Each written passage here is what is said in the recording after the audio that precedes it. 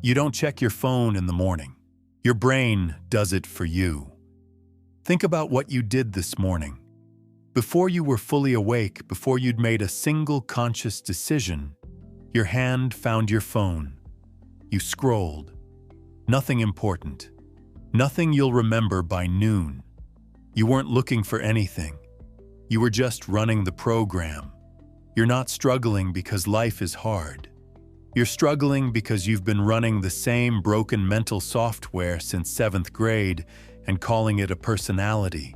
The one that starts automatically, requires no input, and produces nothing except a vague dissatisfaction you'll carry into the first hour of your day without knowing where it came from. That's not a bad habit. That's a demonstration of who's actually in charge. Here's the thing nobody says directly. Your mind is not neutral ground. It's been colonized, slowly, without announcement, by inputs you didn't choose, patterns you didn't design, and beliefs you absorbed before you were old enough to have standards for what you let in. By the time you were old enough to question any of it, it had already become the voice in your head. It had already become what felt like you. I didn't understand this until I noticed I was having the same argument with myself about the same decision for the 3rd year in a row. Not a new decision, the same one. 3 years of internal debate, 0 movement. At some point, the debate itself was the point.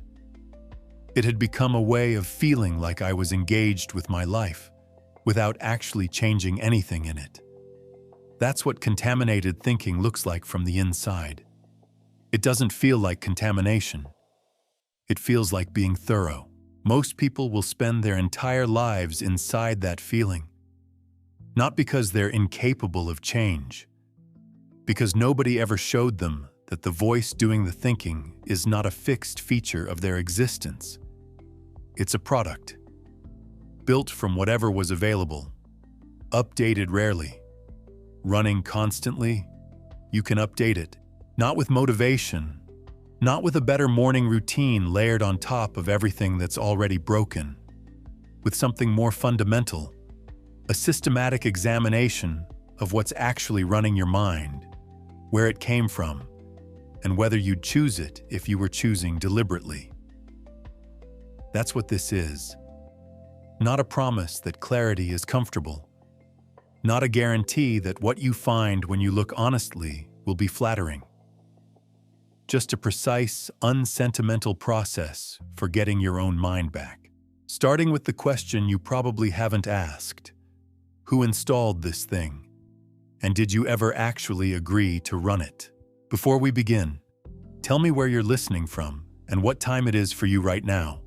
I read every single one. It's always interesting to see where this reaches. Chapter 1. The operating system nobody updated. At some point between childhood and now, you stopped questioning your own thinking and started defending it. That's when the real problem began. Your mind is not broken. That's the uncomfortable part. It's functioning exactly as configured, executing patterns that were installed early, reinforced repeatedly, and never examined, because examining them would have required more self-awareness than most people develop before 40. The patterns run. You call them instincts. You call them values.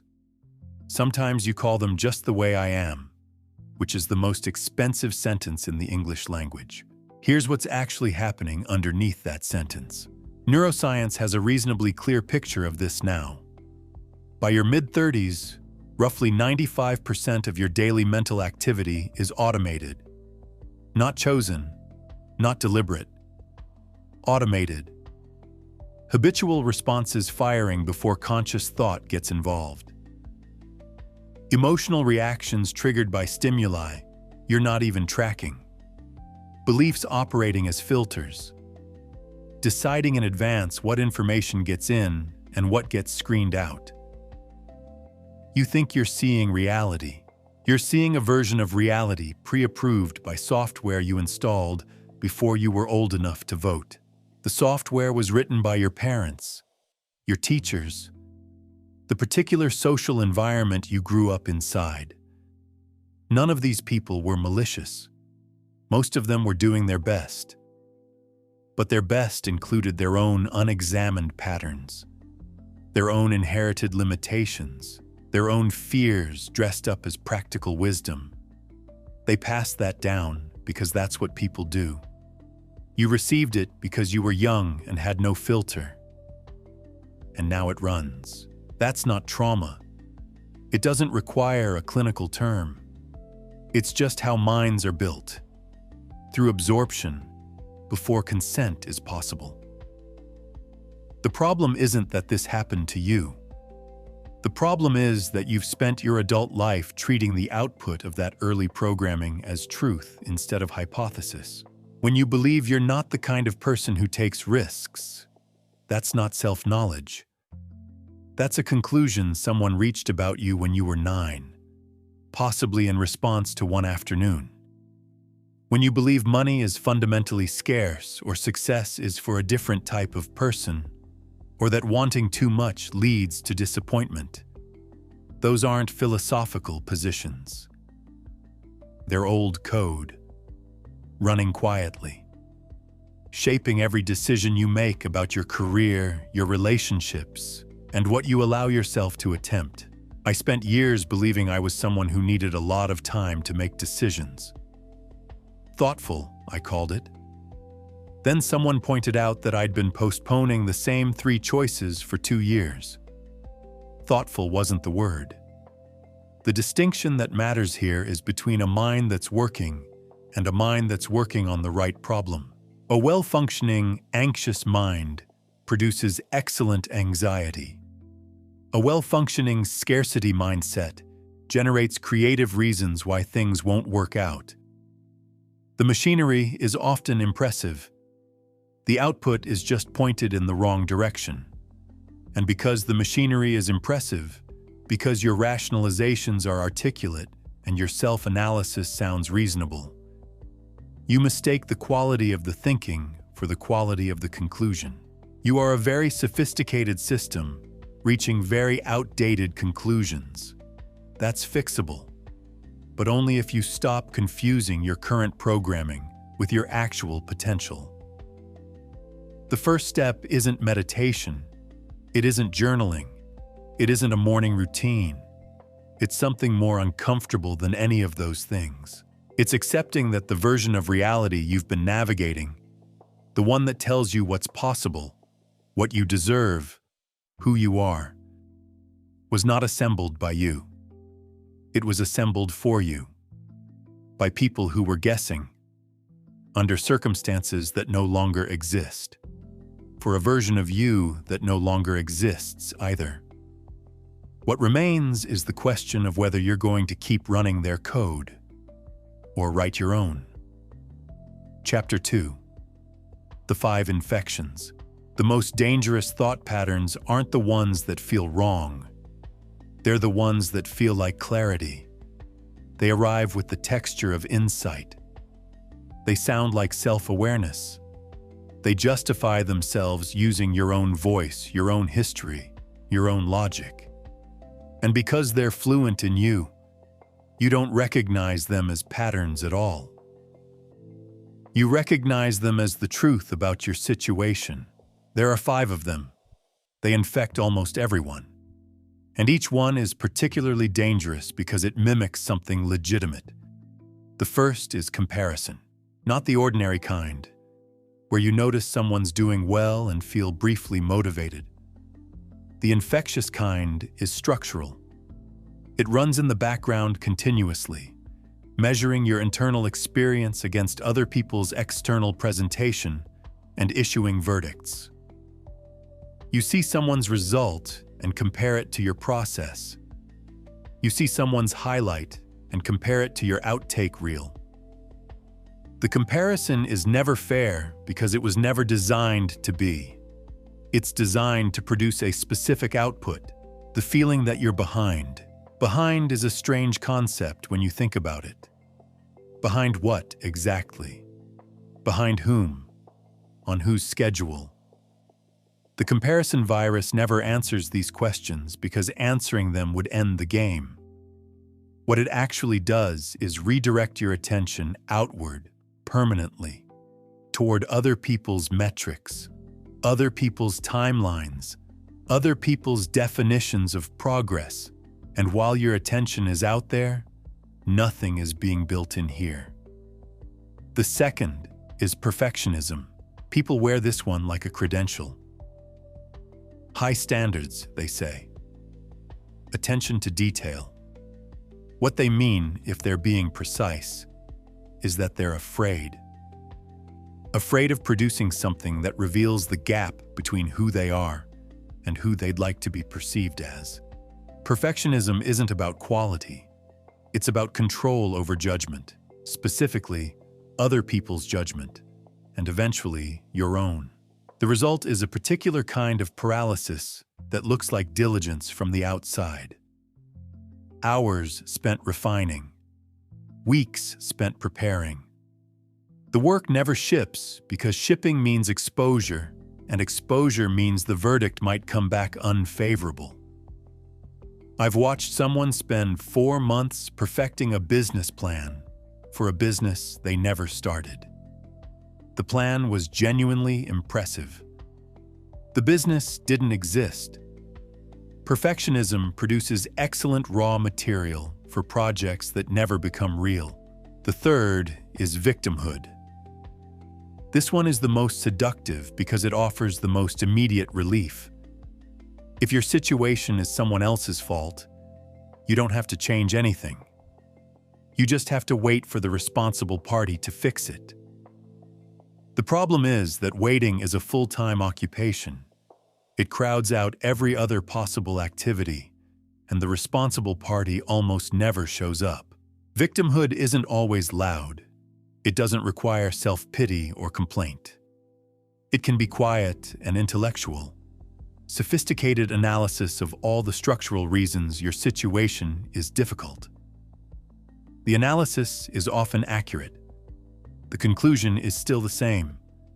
Nothing I do matters much, so I'll do less. When you give away responsibility, you give away the wheel. You're still in the car. You're just no longer driving. The fourth is scarcity. The scarcity pattern convinces you that what exists is all that will exist, that the resources, opportunities, and success currently visible represent the total supply. So someone else's gain is your loss. Someone else's recognition shrinks the pool you're drawing from. Someone else's breakthrough closes a door you were considering. None of this is mathematically true. But scarcity doesn't operate through math. It operates through feeling. Specifically, the low-grade anxiety of someone who believes they're in a competition with a fixed prize pool. The practical consequence is hoarding. Hoarding knowledge, connections, credit, recognition. The scarcity mindset protects its resources from others while spending enormous energy on protection that generates nothing. The fifth is instant gratification. This one has gotten worse. The environment has been specifically engineered to deepen it. Every platform, every feed, every notification system designed to deliver small rewards at high frequency. Training your brain to expect returns immediately and feel frustrated when they don't arrive. The casualty is your relationship with time. Specifically, long time. The kind of time that meaningful things require. Building something real takes months or years. The instant gratification pattern can't hold attention across that span. It starts calculating return on investment at day 12 and finds the numbers discouraging. You quit before the thing becomes what you were building it to be. What makes all 5 of these dangerous isn't that they're irrational. Each one has a grain of genuine logic at its center. Comparison can inform. Standards matter. Some situations genuinely are unfair. Resources aren't always unlimited. Immediate feedback has value. The infection isn't in the grain, it's in the overgrowth. When the pattern stops being a tool and becomes a lens, when you're no longer using it occasionally, when it's using you continuously to interpret everything, at that point, it's not a thought. It's the operating environment inside which all your other thoughts occur. Recognizing it is the beginning of having a choice about it. Chapter 3. What you're actually made of right now. Most people would rather take a personality quiz than conduct an honest audit of their own mind. The quiz tells you something flattering with a label attached. The audit tells you what's actually there. These are very different experiences, and only one of them is useful. This chapter is the audit, not a therapeutic exercise, not a chance to be gentle with yourself or contextualize your patterns within your history. Just an honest inventory of what's currently running your attention, your decisions, and your days. The kind of inventory you'd conduct if you were a mechanic, looking at an engine rather than a person looking at themselves. Most people skip this. They go straight to solutions, the habits, the routines, the mindset shifts, without ever clearly establishing what the problem actually is. Then they wonder why the solutions don't hold. You can't fix what you haven't located, and you can't locate it if you're not willing to look without flinching. So, 8 questions. Answer them as if the answers have consequences, because they do. Question 1. What percentage of your daily thoughts are negative? Not rhetorically, actually estimate. Pay attention for the next hour and notice what's running. Worry, doubt, rehearsal of bad outcomes, criticism of yourself or others, complaint about circumstances. If you're honest, the number is probably higher than you'd like to report. Research on this is consistent. Most people's internal dialogue skews negative by a significant margin, not because they're pessimists, but because the brain evolved to prioritize threat detection. The question isn't whether negative thoughts exist. The question is whether they're running the show. Question 2.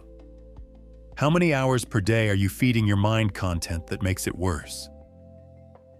Add it up. News consumption, passive social media scrolling, entertainment that leaves you feeling vaguely hollow afterward, conversations that are essentially competitive complaint sessions. Most people, when they actually count, land somewhere between 3 and 6 hours daily. That's not relaxation. That's a significant portion of your waking life spent actively degrading the quality of your thinking. Question 3. Who are the 5 people you spend the most time with, and what is their dominant mental orientation? Write the names down.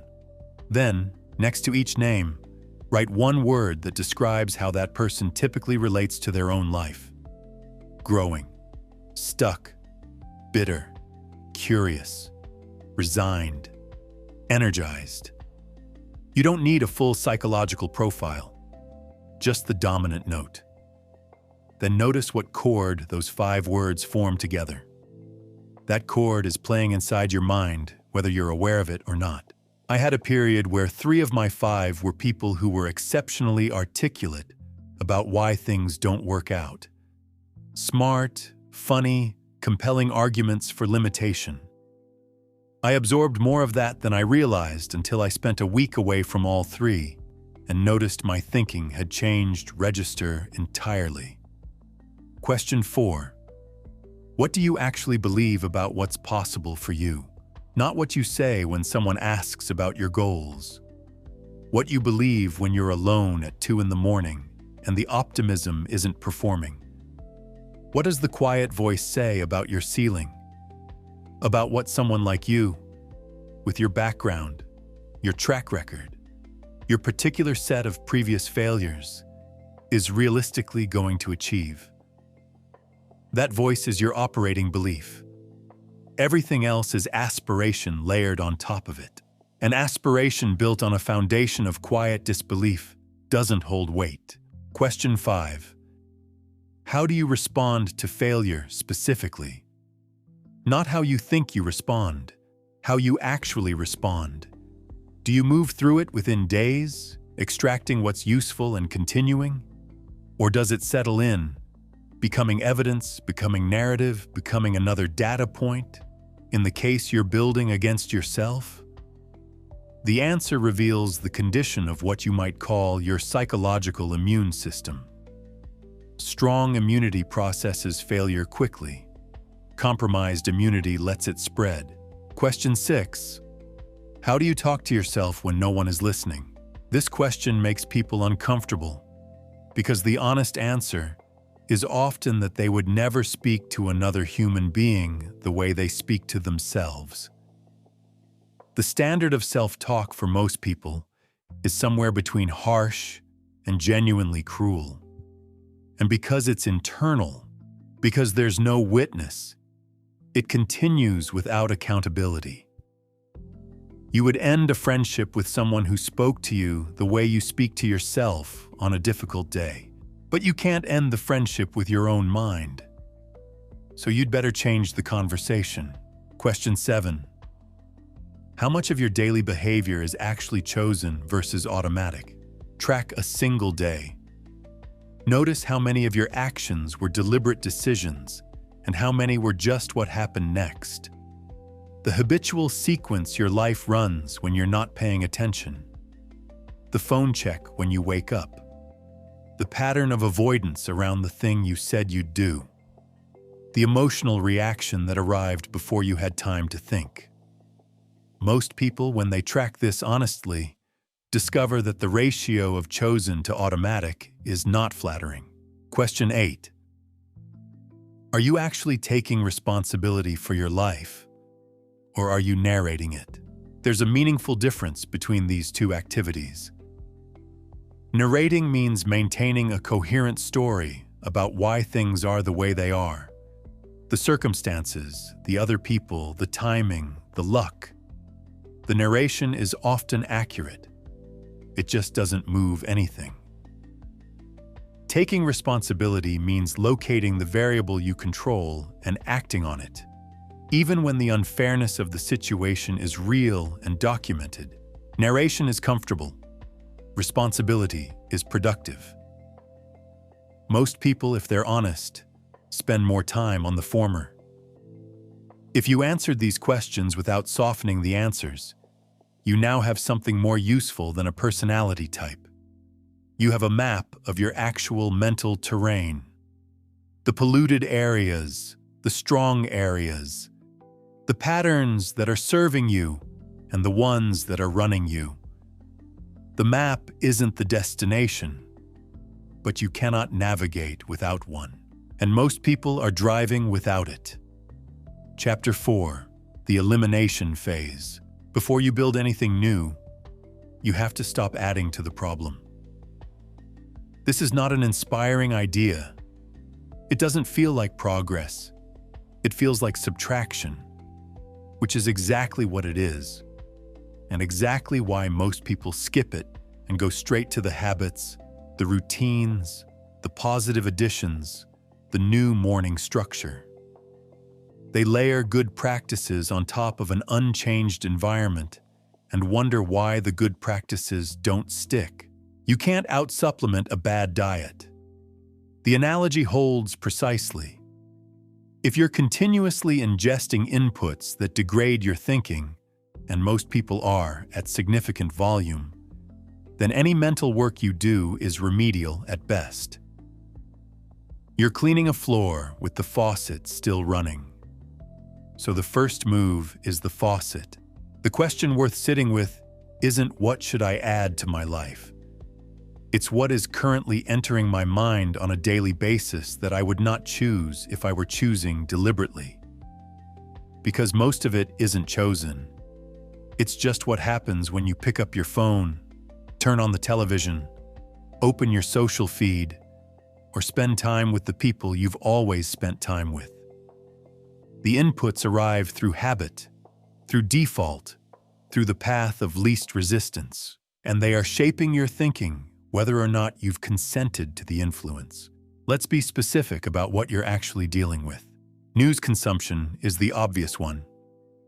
The business model of news is not information delivery, it's attention capture. And the most reliable way to capture attention is through threat, fear, outrage. The news cycle is optimized to keep you in a low-grade state of alarm.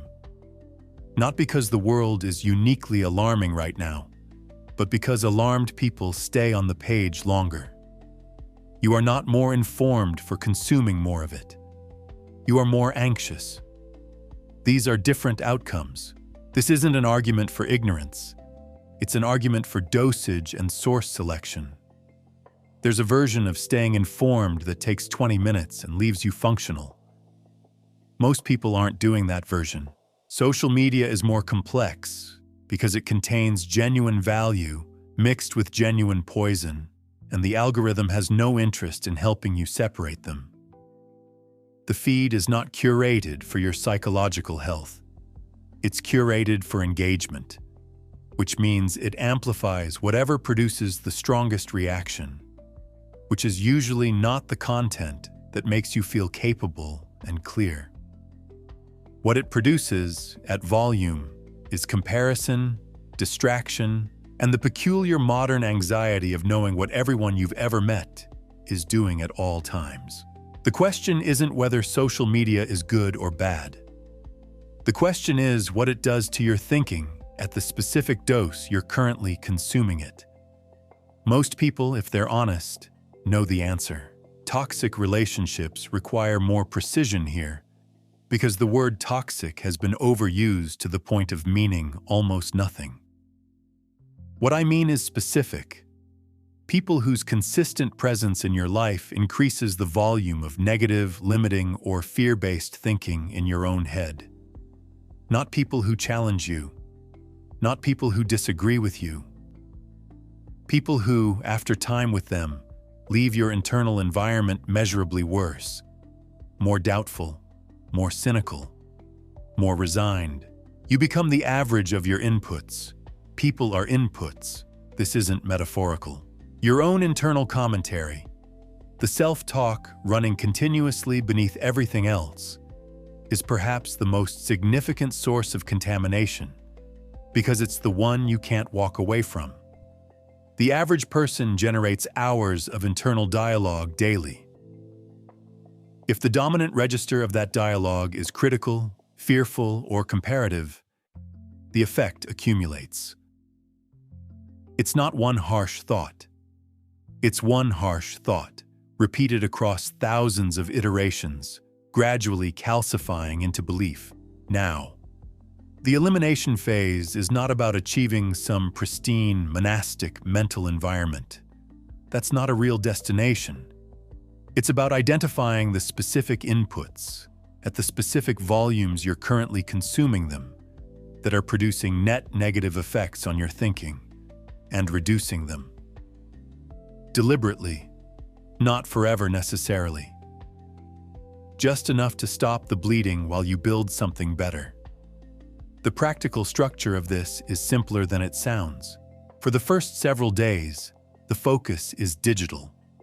Remove social media applications from your phone or at minimum build friction into accessing them. Log out, delete shortcuts, put the phone in another room during working hours.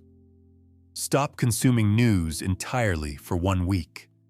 Not because the world will stop without your attention, because you need to find out what your thinking actually sounds like without the continuous input. Most people have never experienced this.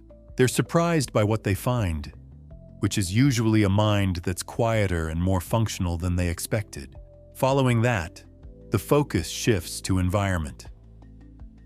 Physical space affects mental state more directly than most people acknowledge. Clutter is low-grade cognitive load. Your brain is registering and partially processing everything in your visual field. A chaotic workspace produces a version of mental chaos that you've probably normalized. Cleaning and organizing your physical environment is not a productivity cliché. It's an act of mental hygiene with measurable effects. Then, the social environment. This is the hardest part. Not because the boundaries are difficult to understand, but because enforcing them requires disappointing people who are used to having access to you. Family members who call to report problems. Friends who process their anxiety by spreading it. Colleagues who narrate their dissatisfaction with everything. You can set limits on this contact without being cruel. You will still feel like you're being cruel. Do it anyway. What you're doing in this phase is not transformation. Transformation comes later. What you're doing is clearing the ground. You can't plant anything in soil that's still being actively poisoned. Stop the poison first. Everything else follows from that. Chapter 5. Replacement isn't optional. A mind with nothing in it doesn't stay that way. This is the part most people either don't know or know and ignore. They complete some version of the elimination phase. Reduce the noise, limit the inputs, create some quiet, and then treat the quiet as the destination. They've detoxed, they think. They feel better. The feeling better is real. The detox is incomplete, because what you've done, at that point, is create a vacuum. And vacuums are not stable mental states. The brain doesn't tolerate emptiness. It fills available space with whatever is most accessible, which, if you haven't deliberately introduced something better, is the same material you just removed. Old thought patterns, old anxieties. The familiar grooves your mind slides back into, not because they're good, but because they're worn in. Comfortable in the way that a bad habit is comfortable. Not pleasant exactly, just known. This is why people who go on social media detoxes return to social media. Why people who stop watching the news feel fine for a week and then feel inexplicably anxious and reach for the feed again. They removed the input without replacing it. The removal created space. The space created discomfort. The discomfort created appetite. The appetite went to what was available. You have to feed the thing you're building. The replacement phase isn't about consuming more. It's about consuming differently, with intention, with selection, with some understanding of what you're actually trying to grow in the space you've cleared. The question shifts from, what should I stop putting in my mind, to what does a mind operating at the level I want to reach actually run on? The answer varies in its specifics, but follows a consistent logic. High-quality inputs produce high-quality thinking. Not immediately, not linearly, but directionally, over time. The correlation is reliable. Information replacement is the first layer. The news you've stopped consuming needs to be replaced, not with more news, but with material that has a longer shelf life. Books, long-form writing, documented thinking from people who took the time to actually finish a thought before publishing it. The difference between news and books is roughly the difference between weather and climate. News tells you what's happening right now in a way that will be irrelevant tomorrow. Books tell you something about how the world works that will still be true in 10 years.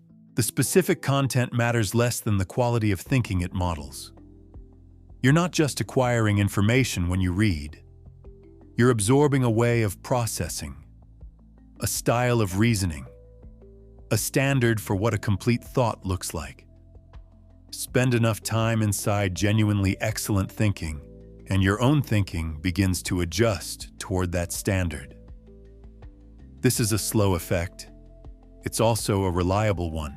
Replace passive social media consumption with something that requires your participation.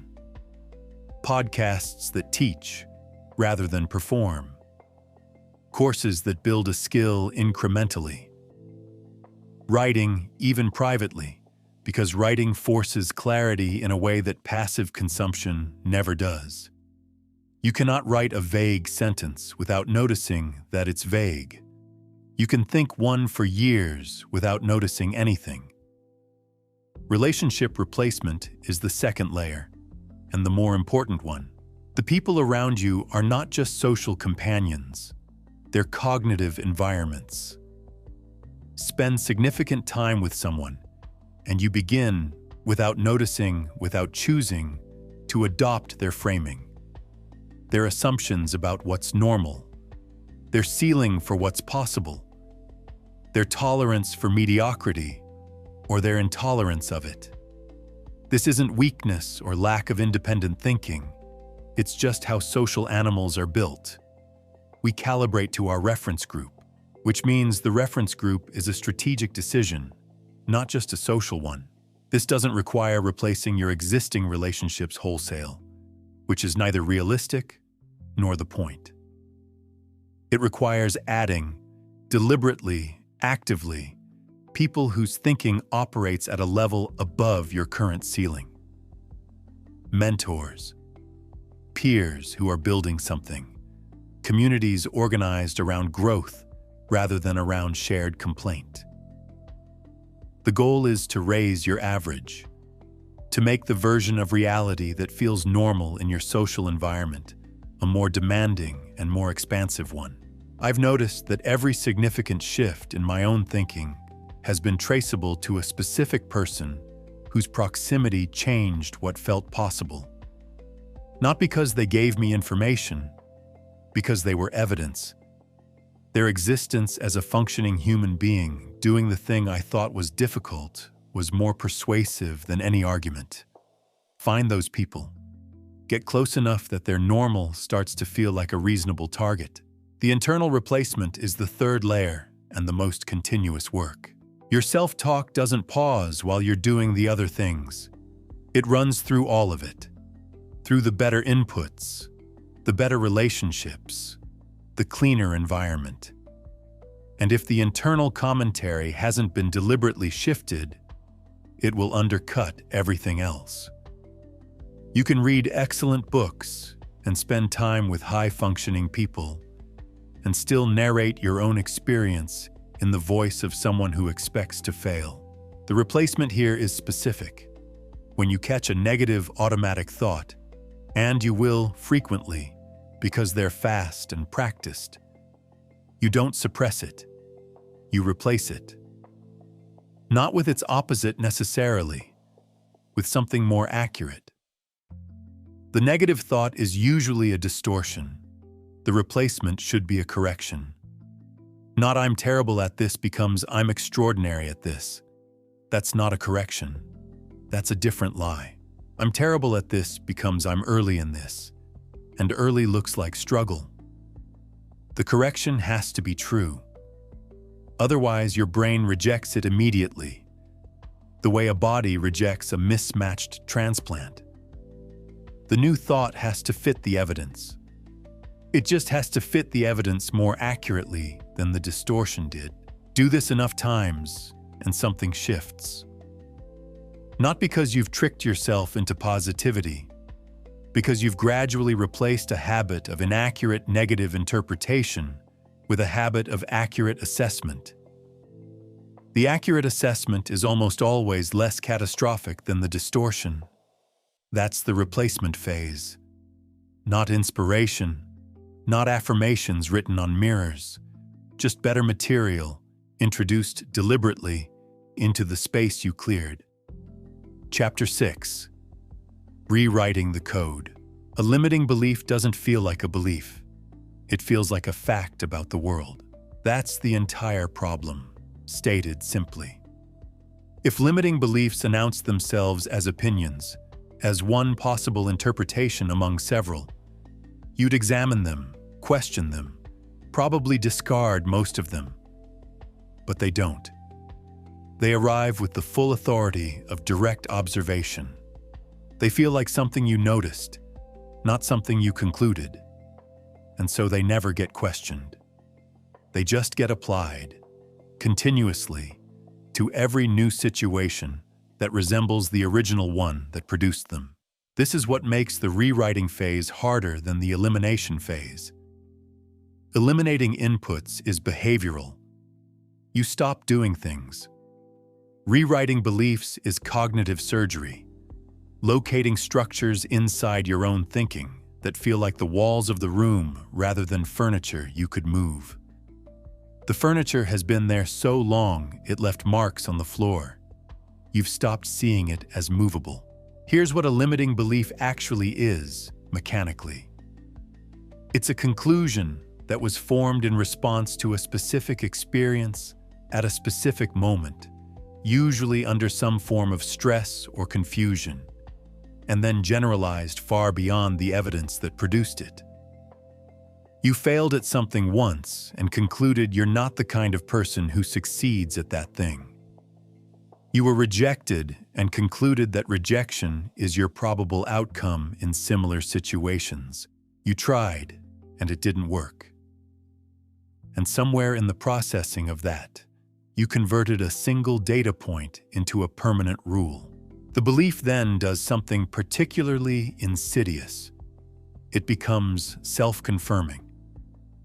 Once you believe you're not capable of something, you approach it differently, with less investment, less persistence, less willingness to tolerate the discomfort of genuine effort. The diminished approach produces diminished results. The diminished results confirm the belief. The cycle closes. You call it self-knowledge. It's not self-knowledge.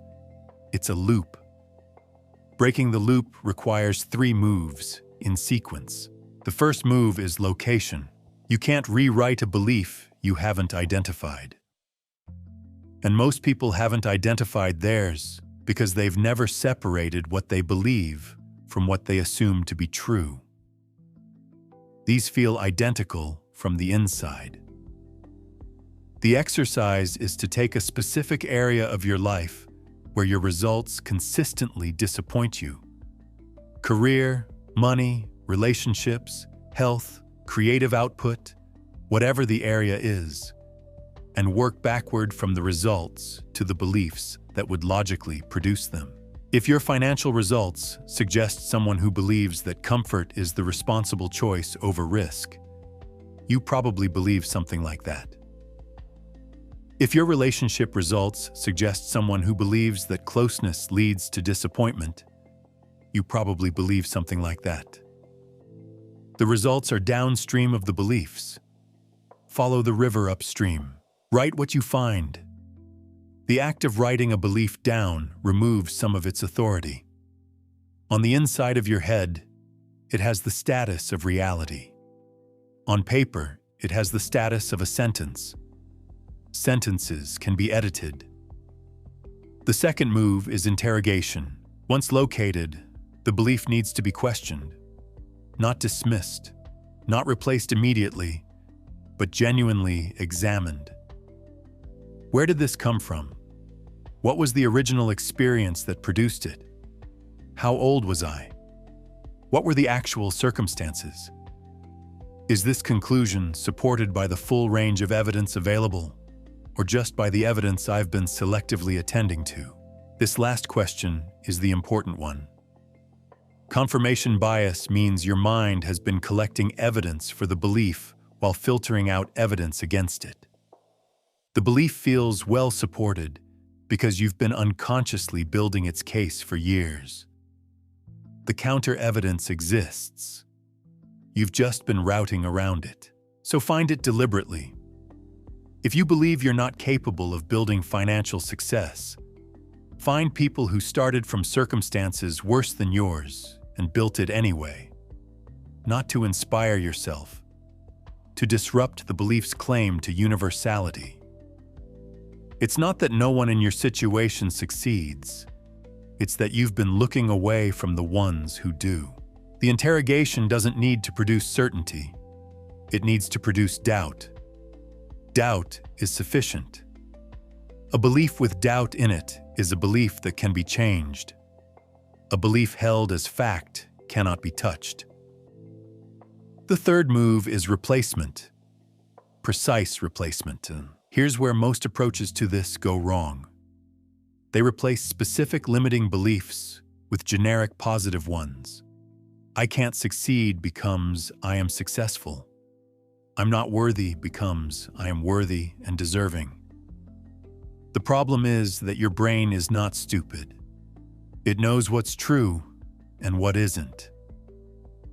A replacement belief that isn't supported by your actual experience gets rejected immediately. It feels like lying to yourself because it is lying to yourself, and the lying produces a kind of internal backlash that makes the original limiting belief stronger by contrast. The replacement has to be both true and directionally better than what it's replacing. I can't succeed becomes people with my specific starting conditions have built significant success, and the variable that separated them from people who didn't was persistence and method, not innate capability. That's not a bumper sticker. It's a position you can actually defend with evidence, and because you can defend it, your brain can hold it without rejecting it as fabrication. Over time, you act from the new belief. Acting from it generates experiences that support it.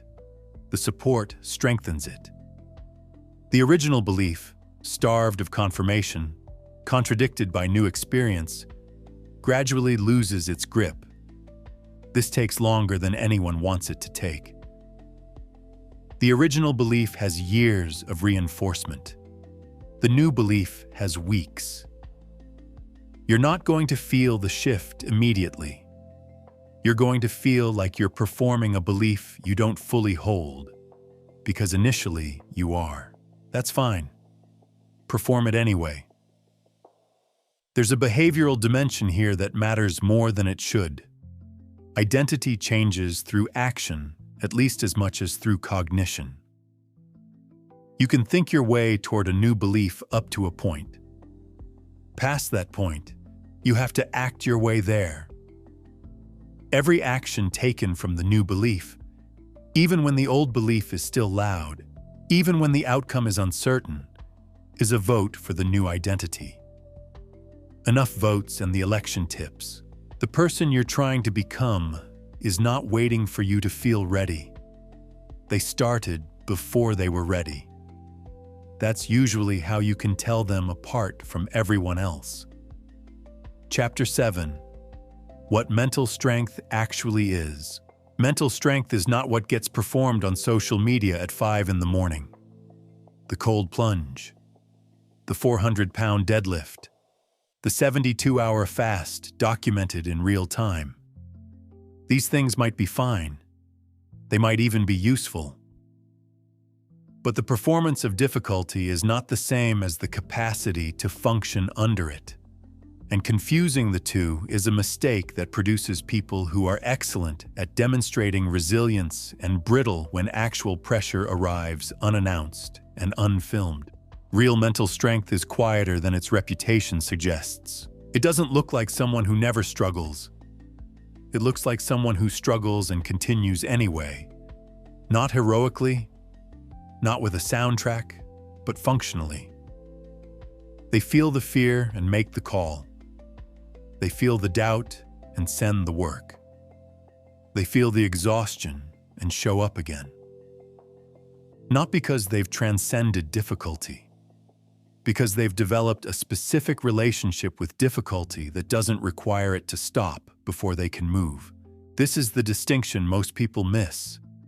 They believe mental strength means the reduction of hard internal experience. Less fear, less doubt, less anxiety, less of the uncomfortable texture of being a person attempting things that matter. So they measure their mental strength by how little they feel, and they interpret feeling as weakness. Then they suppress.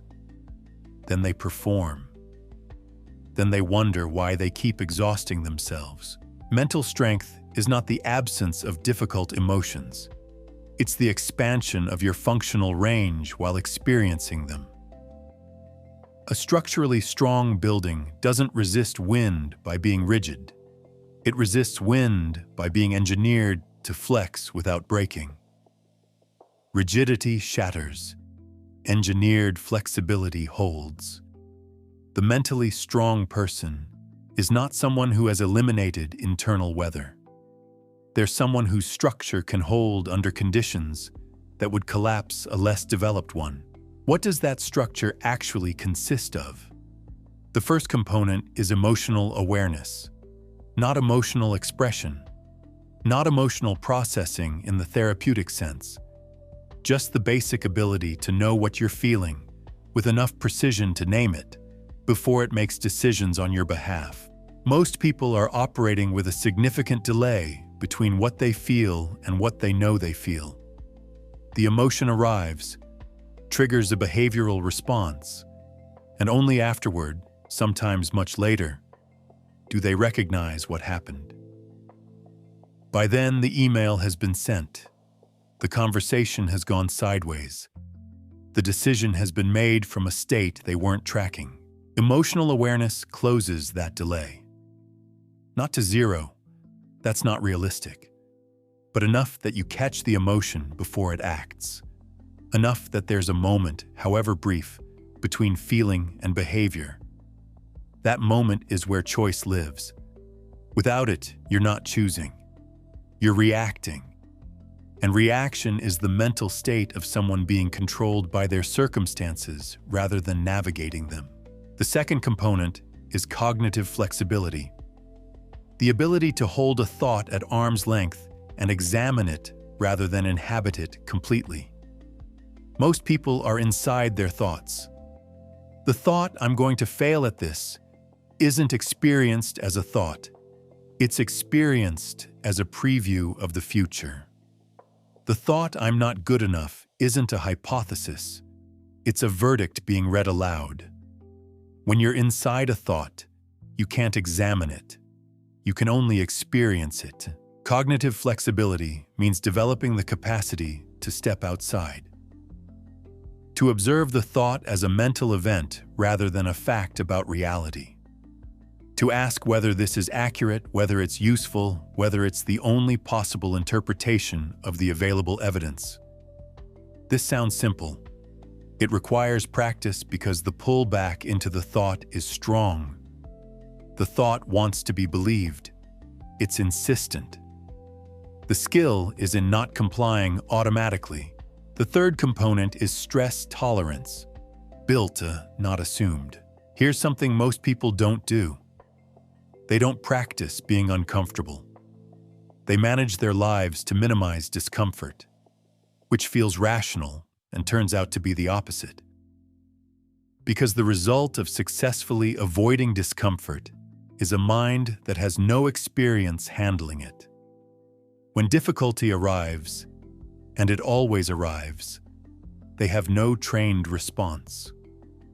They have only the untrained one, which is usually panic, avoidance, or collapse.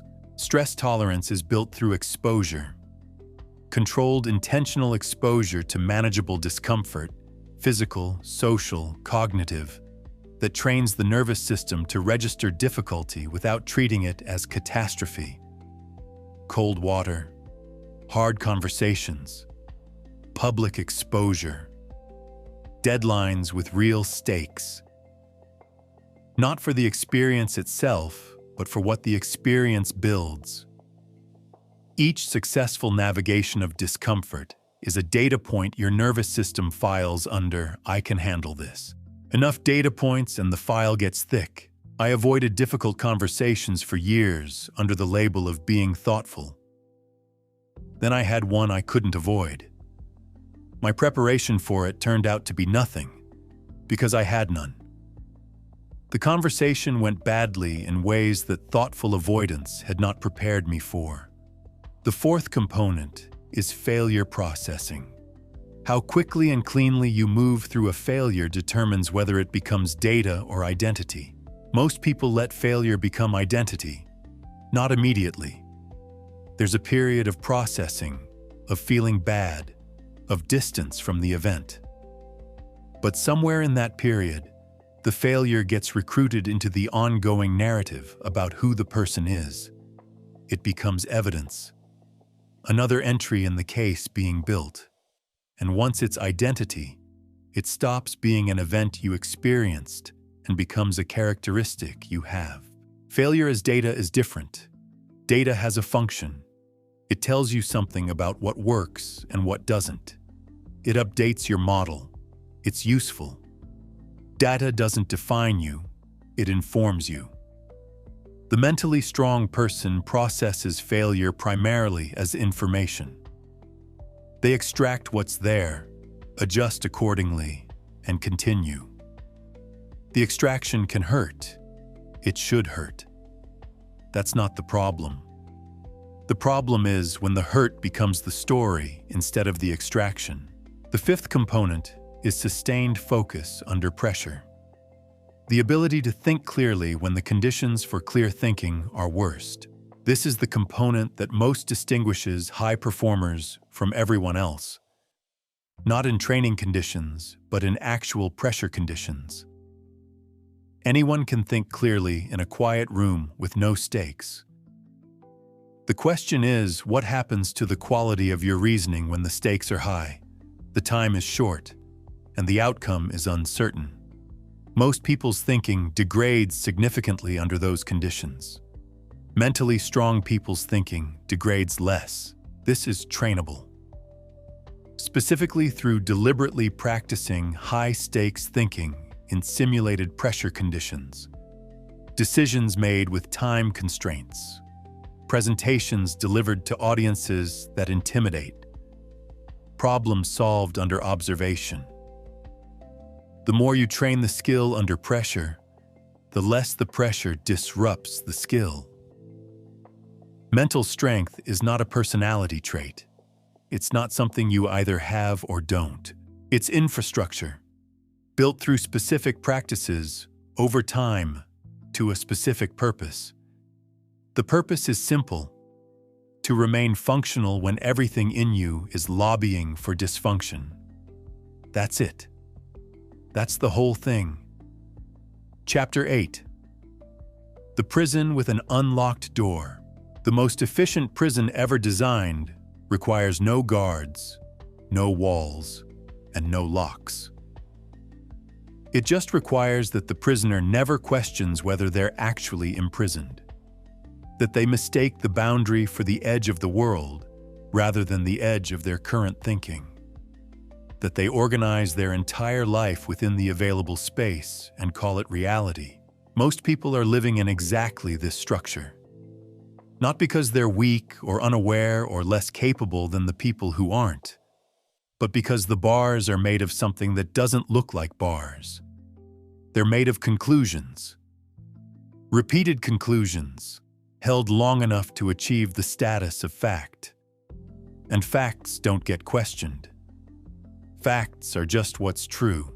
Here's what's actually true. Every significant limitation you believe about yourself has a history. A moment of origin, a specific experience or a series of experiences that produced a conclusion, and then a long subsequent period during which that conclusion was reinforced, rarely challenged, and gradually promoted from opinion to identity. The limitation feels permanent because it's been present for a long time. Duration is not the same as permanence. It just feels that way from the inside. The bars are old thoughts. That's all they are. The difficulty is that old thoughts, held consistently, produce consistent behavior. And consistent behavior produces consistent results. And consistent results confirm the original thought. The loop runs so smoothly for so long that breaking it feels less like a choice and more like a violation of natural law. It feels like you'd be lying to yourself to believe something different, like you'd be delusional, like hope itself is a form of self-deception practiced by people who haven't been paying attention. This is the prison's most elegant feature. It convinces you that seeing clearly means accepting your limitations, that realism requires low expectations, that the person who believes in larger possibilities is naive, while the person who has learned to expect less is wise. Wisdom that keeps you small isn't wisdom. It's just well-articulated resignation. So how do you actually get out? The first step is recognizing the construction, not just intellectually accepting that limiting beliefs exist, actually locating the specific architecture of your particular prison. What are the specific beliefs that define your ceiling?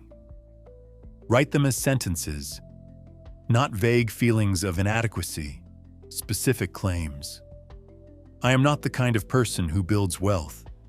I don't have the discipline to finish large projects. People like me don't get those kinds of opportunities. Relationships always end this way for me. Written down, these sentences look different than they feel. They look like positions, debatable positions, with evidence for and against, that a reasonable person could examine and potentially revise. They don't look like laws of physics. They look like arguments someone made a long time ago that never got cross-examined. Cross-examine them. The second step is finding the counter-evidence your confirmation bias has been hiding.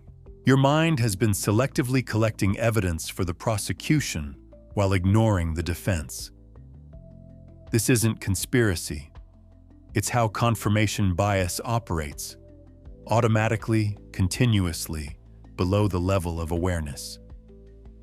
You notice the failures that confirm your limitation and filter out the successes that contradict it. You remember the rejections and forget the acceptances. You track what went wrong and minimize what went right. The counter-evidence exists. It always exists. People with your background who built what you think you can't build. People with your history who developed what you think you can't develop. Not as inspiration, inspiration fades, as evidence.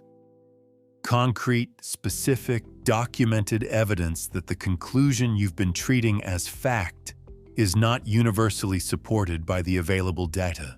Find one person who started where you are and ended somewhere you'd like to be. Then find another. Then another. You're not collecting role models. You're dismantling a false universal.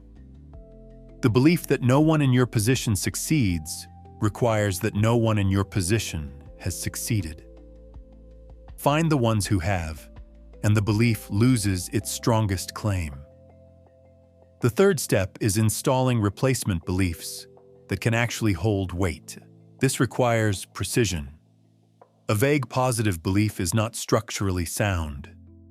I believe in myself is not a load-bearing wall. It's decoration. When real pressure arrives, decoration falls first.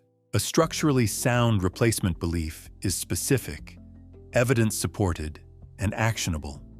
Not I am capable of success, but people who developed the specific skills I'm developing have produced the specific outcomes I'm working toward. And the primary variable between those who succeeded and those who didn't was sustained effort and method, not innate talent. That's a position you can defend. A position you can defend is a position you can actually hold when difficulty arrives and the old belief starts lobbying for reinstatement. The old belief will lobby. Expect this.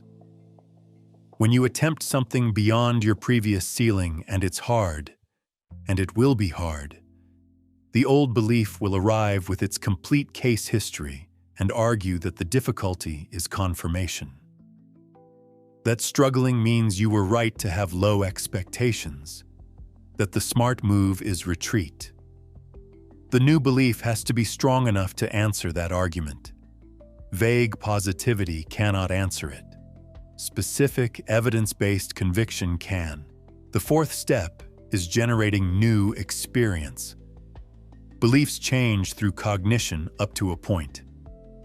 Past that point, they change through evidence, specifically through your own direct experience of doing the thing the belief said you couldn't do.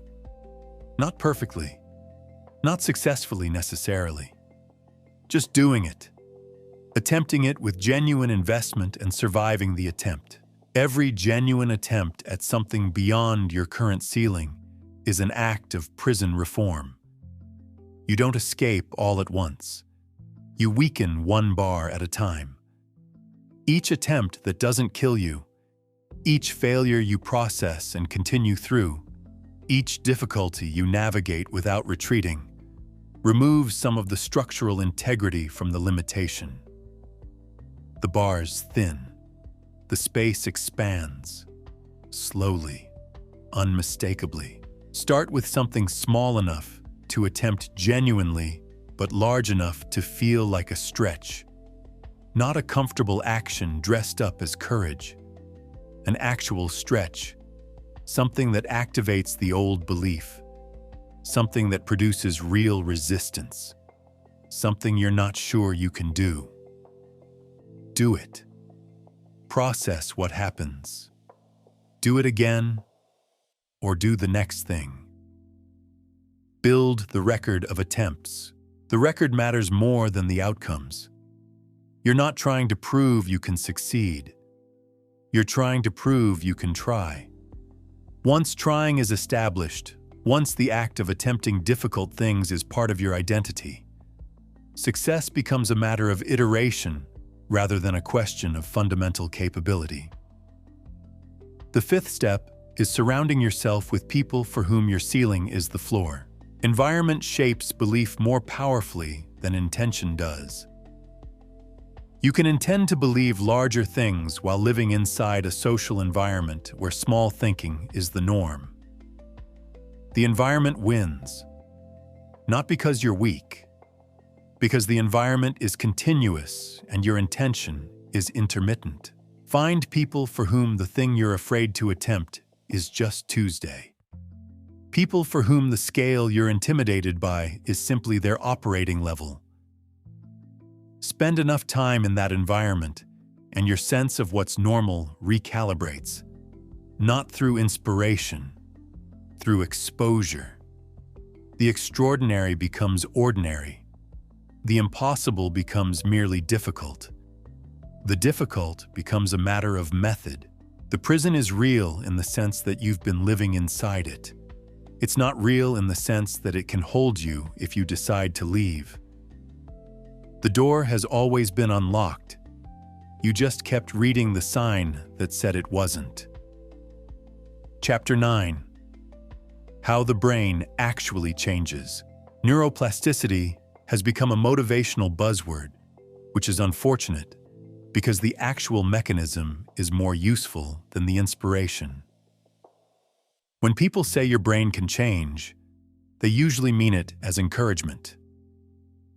What they should mean is that your brain is changing right now, continuously, based on what you're doing, and that if you're not directing that process deliberately, something else is directing it for you. The change is not optional. The direction is. Your brain is not a fixed object that you either have or don't. It's a dynamic structure that physically reorganizes itself in response to what you repeatedly do, think, and attend to. Neural pathways strengthen through use and weaken through disuse. This is not metaphor. The pathways that carry your most habitual thoughts are literally thicker, more myelinated, faster, more automatic than the pathways carrying thoughts you rarely think. Your most well-worn mental grooves are structural features of your brain. You built them through repetition without noticing, which means the anxious person isn't anxious because of some fixed feature of their neurology. They're anxious because they've spent years practicing anxiety, attending to threat, anticipating negative outcomes, running the what-if sequence until it became automatic. The practice produced the structure. The structure produces the experience. And because the experience feels biological, feels like just how I am, they stop questioning whether it could be different. It can be different. With the same mechanism that built the current structure, repetition, attention, time.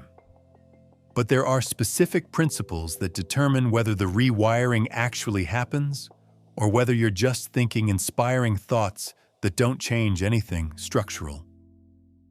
Most people who try to change their minds skip these principles and wonder why the changes don't stick.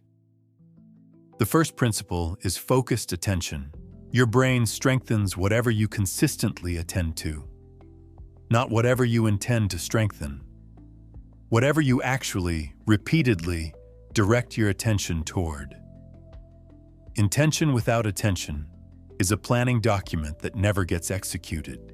This distinction matters because most people trying to change their thinking attend to their desired change approximately as often as they attend to their existing patterns.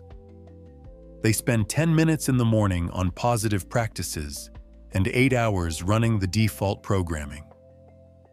The math doesn't favor transformation under those conditions. Focused attention means something more radical than a morning routine. It means developing the ongoing practice of noticing what your attention is doing throughout the day and redirecting it deliberately when it's running patterns you're trying to change. Not once, not in dedicated sessions only, continuously. The brain changes based on where attention actually lives, not where you'd like it to live during designated self-improvement windows. The second principle is emotional intensity. The brain encodes experiences in proportion to their emotional weight. High emotion experiences create stronger, faster, more durable neural pathways than emotionally neutral ones.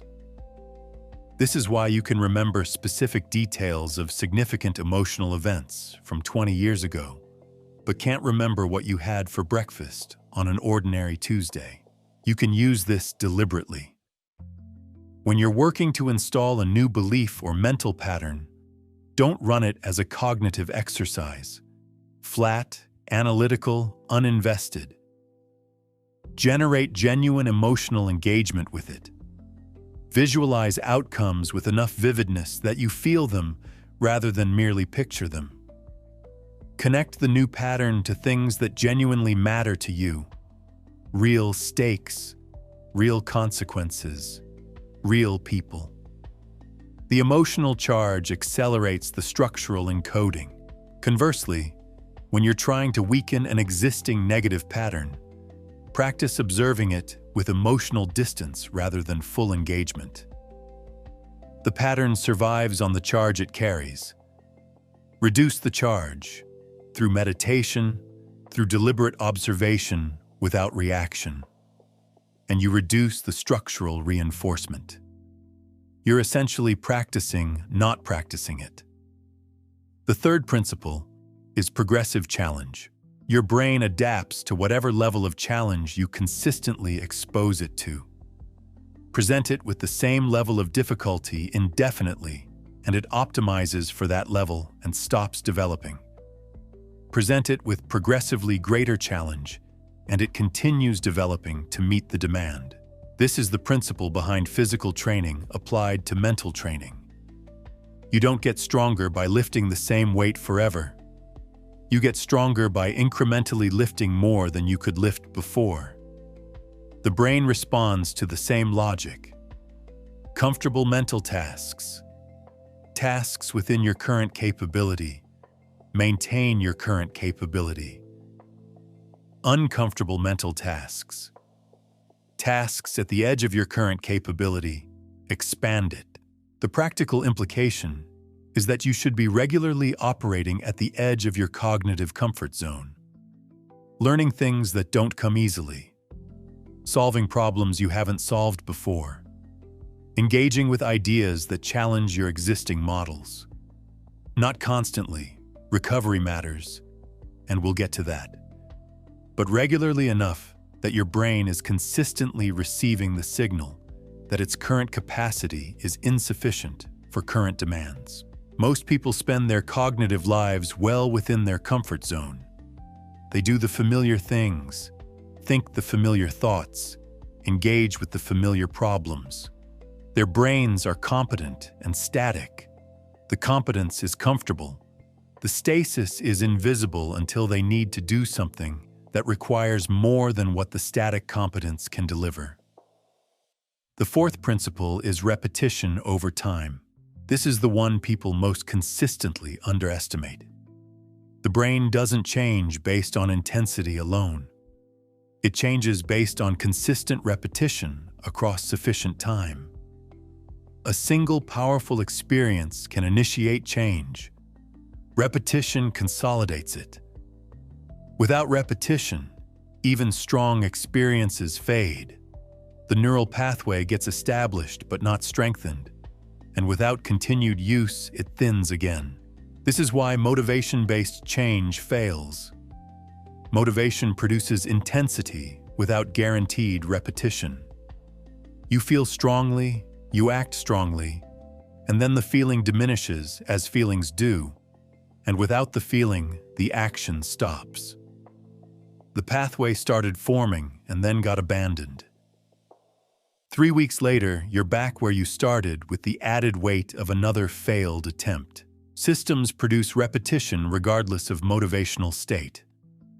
The practice happens on schedule, not on inspiration. The schedule is what creates the structural change. The inspiration is pleasant but structurally irrelevant. Build the repetition into your life as infrastructure, rather than as something you do when you feel like it. Feeling like it is unreliable. Infrastructure is not. I built a daily writing practice once on the basis of feeling like it. It lasted 11 days. Then I built it on the basis of a non-negotiable daily window with no phone in the room. It lasted. The writing in both cases was similar. The structure was entirely different. The fifth principle is environmental design. Your brain is being shaped by your environment continuously, whether or not you're aware of it. The physical space you inhabit. The information you encounter by default. The people whose thinking you're exposed to regularly.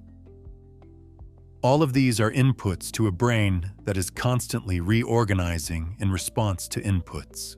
Most people design their environments for convenience, rather than for the mental patterns they're trying to build. They keep the phone on the desk because it's convenient, then wonder why focus is difficult. They live in cluttered spaces because cleaning is effort, then wonder why their thinking feels cluttered. They default to the same information sources because changing them requires friction, then wonder why their thinking doesn't change.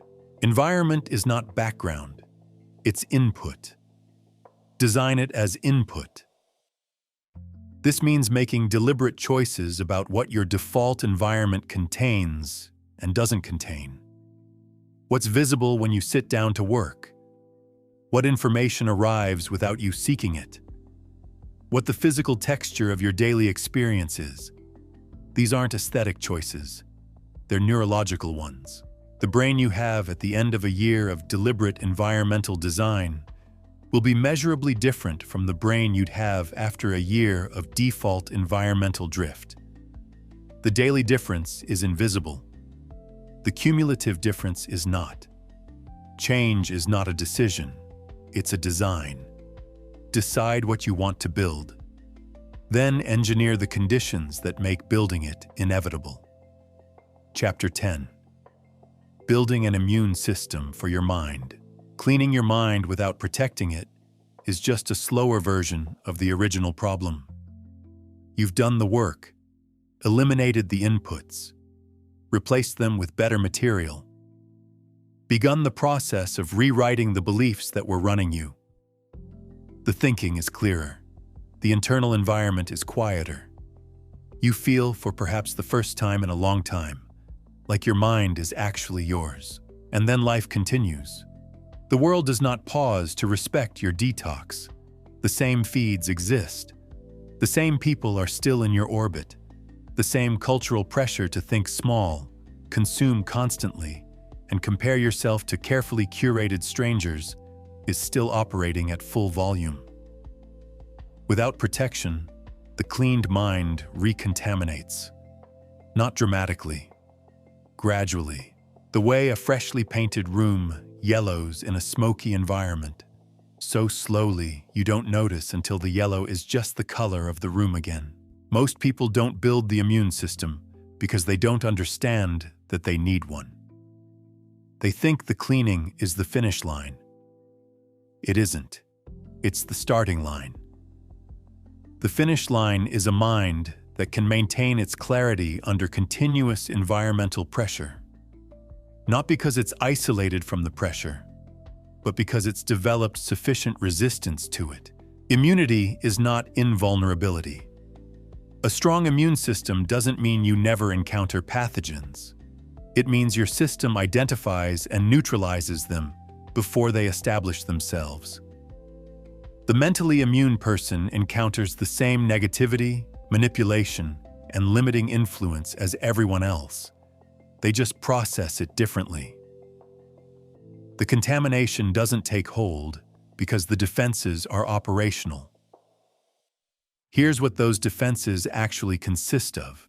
The first is critical thinking. Not as an intellectual identity, but as a daily practice. Most people consume information the way they consume air, continuously, automatically, without examining what's in it. They read a headline and feel the emotion the headline was engineered to produce. They hear a claim and integrate it without asking who made it, why, and what they stand to gain from your believing it. They absorb the ambient assumptions of their environment without noticing that assumptions are being absorbed. Critical thinking as a daily practice means inserting a question between information and acceptance. Not skepticism as a posture. The reflexive contrarian who questions everything is just as intellectually lazy as the person who questions nothing. Genuine inquiry. Who is telling me this? What do they want from my believing it? Is this fact or framing? Is this empowering me or manipulating me? Does this serve my thinking or someone else's agenda? The questions don't need to be elaborate. They need to be habitual. A brief, genuine pause between receiving information and accepting it. That pause is where your judgment lives. Most people have had that pause engineered out of their consumption habits by platforms designed for frictionless absorption. Reinstall it deliberately. The second is emotional regulation, specifically the ability to notice when your emotions are being used against you. Emotion is the primary vector for mental contamination. Not because emotions are bad, but because they're fast. They arrive before analysis. They produce behavioral impulses before conscious thought has engaged. And sophisticated actors, advertisers, media organizations, political operatives, and occasionally the people in your immediate life, understand this and exploit it consistently. Fear sells security products. Outrage generates clicks. Envy moves lifestyle advertising. Tribal belonging drives political engagement. None of these emotional triggers are accidents. They're engineered, tested, and optimized. You are the target of a continuous, professionally designed campaign to produce specific emotional states that lead to specific behaviors. The behaviors benefit the engineers. They may or may not benefit you. Emotional regulation here means developing the habit of asking. When a strong emotion arrives suddenly, what produced this? And who benefits from me feeling it right now? Not to eliminate the emotion. Emotions carry genuine information, and suppressing them is its own problem. But to create enough space between the feeling and the response that you can determine whether the response serves you or the person who triggered the feeling. The emotion is real. The manipulation of it is also real. Both things can be true simultaneously. The third is value clarity, knowing what you actually stand for clearly enough that you notice when something conflicts with it. People without clearly defined values are navigable, not because they're weak, because they have no fixed reference point. Whatever the social environment promotes, whatever the cultural moment rewards, whatever the people around them seem to value, becomes the operating value set by default. The values shift with the context. The person who shifts with every context has no stable ground to stand on when pressure arrives. Clearly defined values function as a filter. Information, influence, and opportunity that align with your values pass through.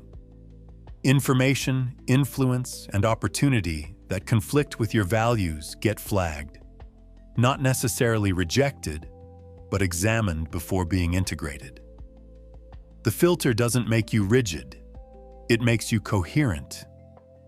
There's a difference between a person who never changes their mind and a person who changes their mind through deliberate evaluation rather than social pressure. Write down 5 values. Not aspirational values, the ones you'd like to have. Actual values. The ones that are evidenced by how you currently spend your time, money, and attention. Then ask whether the inputs you're allowing into your mental environment are consistent with those values or working against them. The inconsistencies will be visible immediately. The question is what you do about them. The 4th is information hygiene. Treating your mental diet with the same intentionality you'd bring to a physical one. The parallel is exact. You wouldn't eat whatever was placed in front of you at whatever volume without considering the nutritional content. You'd make selections. You'd monitor quantity. You'd notice the difference between what nourishes you and what merely satisfies an immediate appetite while leaving you worse off an hour later. Most people apply none of this logic to information. They consume whatever the feed serves, whatever the notification delivers, whatever's on when they turn on the television. The selection criteria is availability, not quality, and availability in the current information environment is heavily weighted toward content that is emotionally activating, quickly consumed, and nutritionally empty. Information hygiene means developing selection criteria, prioritizing depth over volume, long form over fragment, source with track record over source with reach, original thinking over aggregated reaction, and periodically, regularly, conducting an information fast. Days where no news is consumed, no feed is scrolled, no ambient content is running. The fast reveals the baseline. You discover what your thinking actually sounds like without continuous input. Most people are surprised. The baseline is usually calmer and more capable than the stimulated state they've normalized. The 5th is social boundaries. The most difficult component and the most consequential. Your social environment is your most powerful mental influence. More powerful than media, more powerful than information diet, more powerful than most deliberate practices. The people you spend significant time with determine what feels normal, what feels possible, what feels like an acceptable ceiling, and what feels like an absurd overreach. They do this not through explicit instruction, but through the ambient pressure of their own assumptions, their own limitations, their own relationship with possibility. Weak social boundaries mean absorbing all of that. Strong social boundaries mean being selective about whose mental environment you allow to merge with yours. This doesn't mean surrounding yourself only with positive people. Positivity is not the relevant variable. The relevant variable is orientation. Are the people in your life oriented toward growth, toward honest engagement with reality, toward expanding what's possible? Or are they oriented toward stasis, toward complaint, toward the sophisticated articulation of why things don't work? Both orientations are contagious. Choose your exposure accordingly. I kept a friendship for years, past its useful life, because ending it felt cruel. What I didn't account for was the ongoing cost, not dramatic, not visible in any single conversation, but cumulative. A slow drip of resigned thinking that I was absorbing and calling my own perspective. The sixth is purpose clarity. Having a clear enough sense of direction that distractions are identifiable as distractions. Without direction, everything is potentially relevant. Every new idea, every new opportunity, every new demand on your attention could be the important thing. The person without clear purpose has no basis for saying this doesn't serve what I'm building, because they don't know what they're building. Purpose functions as a filter at the highest level. When you know what you're trying to do and why it matters, information and influence that support that purpose are welcomed, and information and influence that distract from it are identifiable as noise. The noise doesn't stop arriving. You just stop mistaking it for signal. Your mental immune system is not a wall. It's a system. Walls keep everything out. Systems let the right things through while neutralizing the rest. Build the system. Maintain it. The world will keep testing it. That's not a threat. That's just the condition under which all meaningful thinking happens. Chapter 11. The timeline nobody tells you. The reason most people fail at mental transformation is not lack of effort. It's lack of accurate expectations. They begin with genuine intention. They do the work, eliminate the inputs, replace them, start rewriting the beliefs, build some new practices. For a few days, it feels like progress. Then it feels hard. Then it feels like it's not working.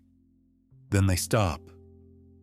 And the stopping feels like evidence that they were right to stop, that this particular approach wasn't suited to them, that real change is for other people, that the investment isn't producing return. What actually happened is that they hit the resistance phase and mistook it for the failure phase. These are different things. They feel identical from the inside. Transformation follows a biological timeline, not an emotional one. The brain changes according to its own schedule, which is slower than motivation and more reliable than inspiration. Understanding the actual schedule, what happens when and why, and what the experience of each phase feels like, is the difference between people who complete the process and people who quit inside it while telling themselves they tried. Here is the actual timeline. Days 1 through 7, the resistance phase. This is the worst part, which is unfortunate because it's also the first part, the part where most people are making their initial assessment of whether this is working. During this phase, your brain is doing exactly what it's designed to do when its established patterns are disrupted. It's resisting. The resistance is biological, not philosophical. Your existing neural pathways are well developed, fast, and automatic. The new patterns you're trying to establish are thin, slow, and effortful. The brain, which prioritizes efficiency, keeps defaulting to the established pathways because they're cheaper to run. The experience of this is uncomfortable in specific ways. You'll have strong urges to return to eliminated inputs, the feed, the news, the comfortable familiar noise. You'll have thoughts telling you this isn't working, that you feel worse rather than better, that the effort isn't producing anything visible. You'll have emotional pulls back toward old patterns that will feel like genuine insight, like you're finally being realistic after a period of naive optimism. None of this is accurate information about whether the process is working. It's accurate information about how brains respond to pattern disruption. The disruption is working. The resistance is the proof. The only goal during this phase is compliance, not results, not feeling better, not evidence of transformation, just continuing the protocol regardless of internal weather. The internal weather is not a reliable indicator of progress during resistance. It's a lagging indicator of disruption. Keep going. Days 8 through 21. The adaptation phase. The resistance doesn't disappear. It diminishes. The urges become less urgent. The old patterns, deprived of consistent reinforcement, begin to thin.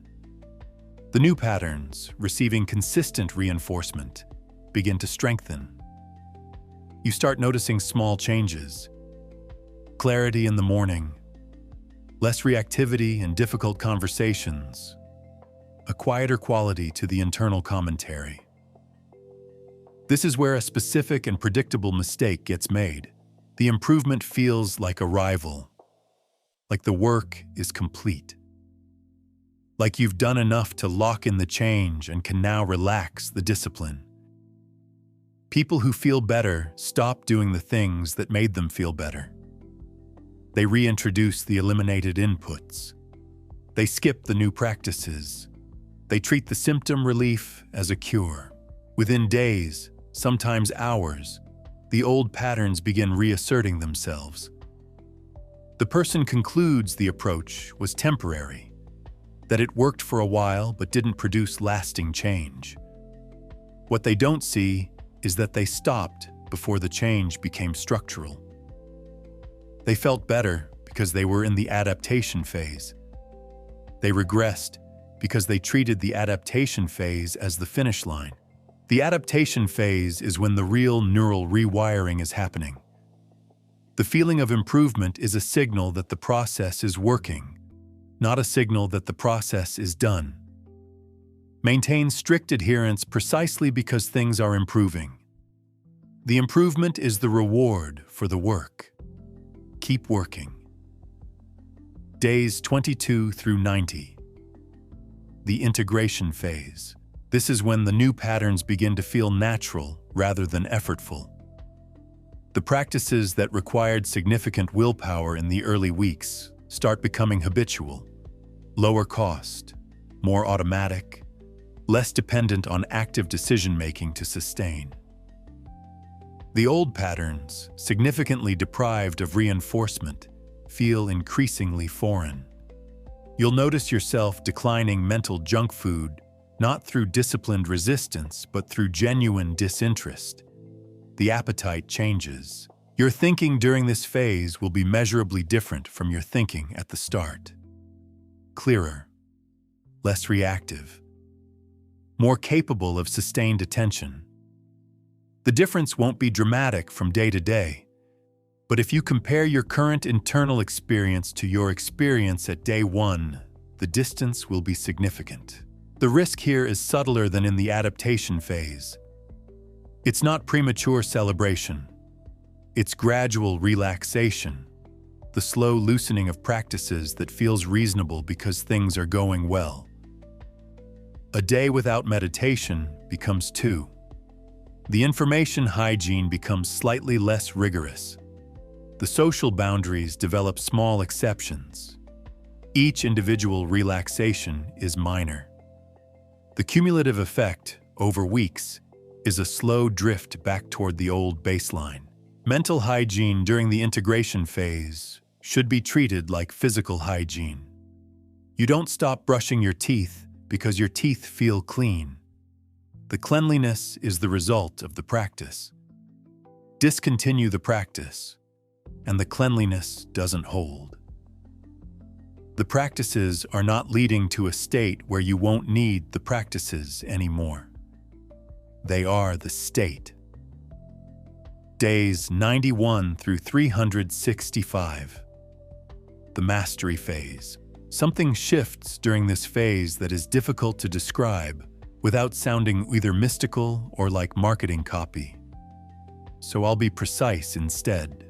The mental patterns you've been building, clearer thinking, emotional regulation, focused attention, belief structures that support your goals rather than undermine them, stop being things you're doing and become things you are. The identity has shifted, not because you decided it would, because you acted consistently enough for long enough that the actions accumulated into character. This is the compound interest of mental work. The investment looks small relative to the return for most of the period. Then, at some point in the mastery phase, the accumulated returns become visible all at once. In the quality of your decisions, the depth of your focus, the speed of your recovery from setbacks, the general texture of your daily experience. People who knew you before the process noticed something different. You notice something different. The mastery phase is not the end. There is no end. It's the point at which maintenance becomes sustainable rather than effortful, where the practices are self-reinforcing rather than requiring continuous willpower to sustain, where the new normal is genuinely normal rather than aspirationally normal. But mastery still requires maintenance. The world is still operating at full contamination capacity.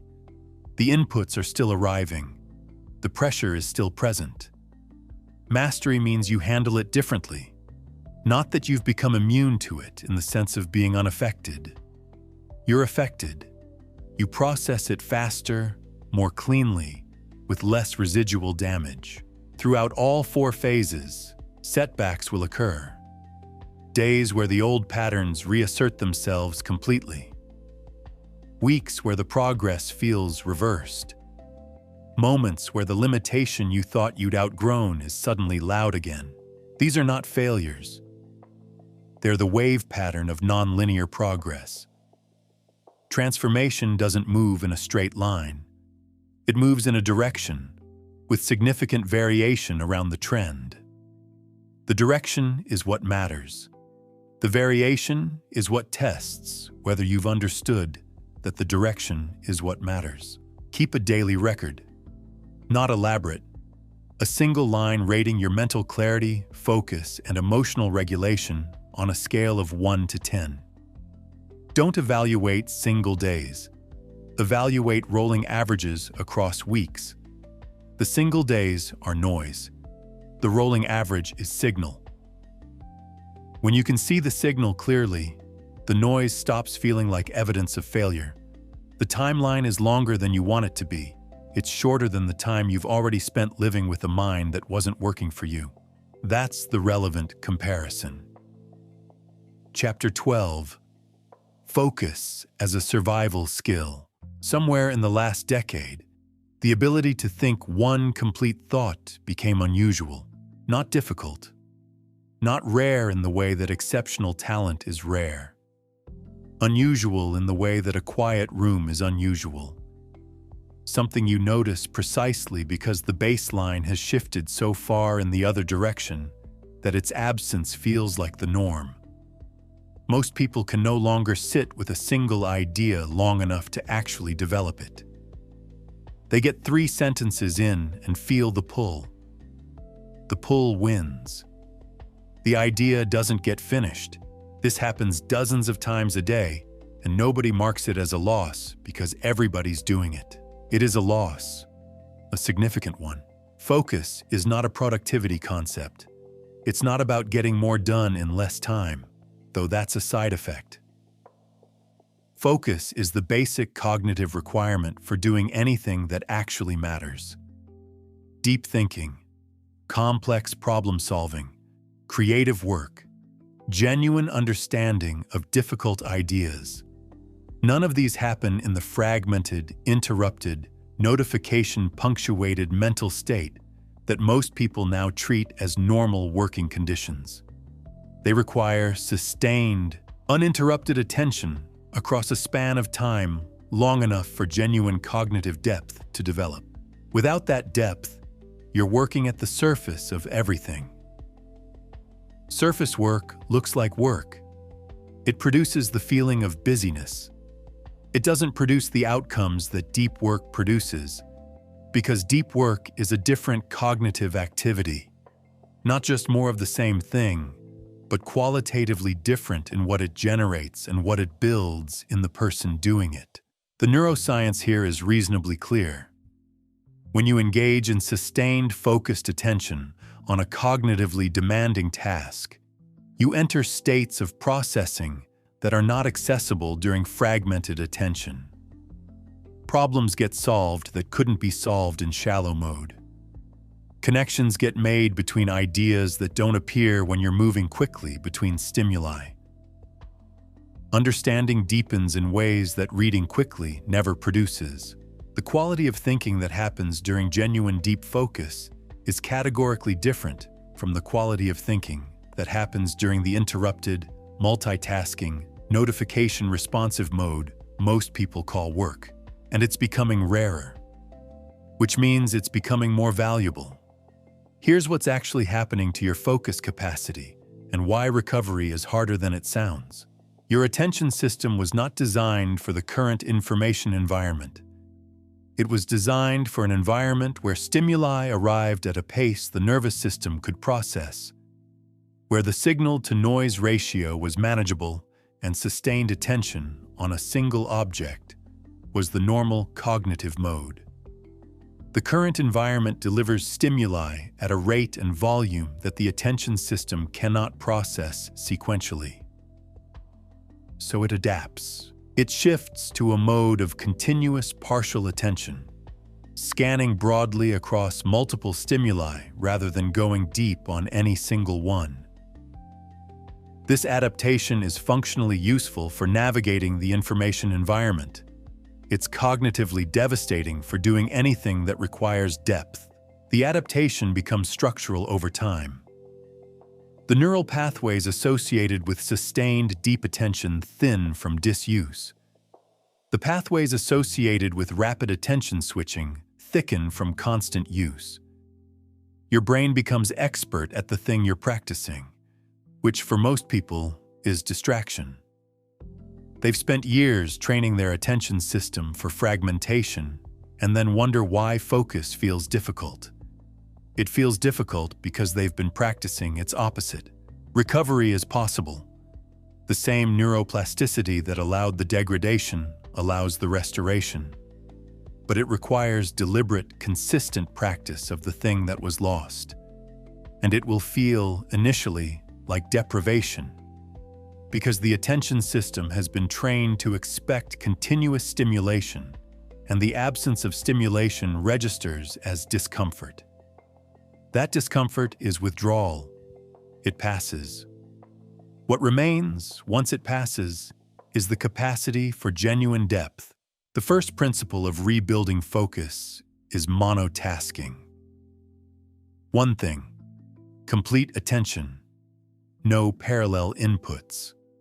This seems obvious stated plainly, and is apparently very difficult to actually practice, given that most people check their phones an average of 96 times per day, which works out to roughly once every 10 minutes of waking life.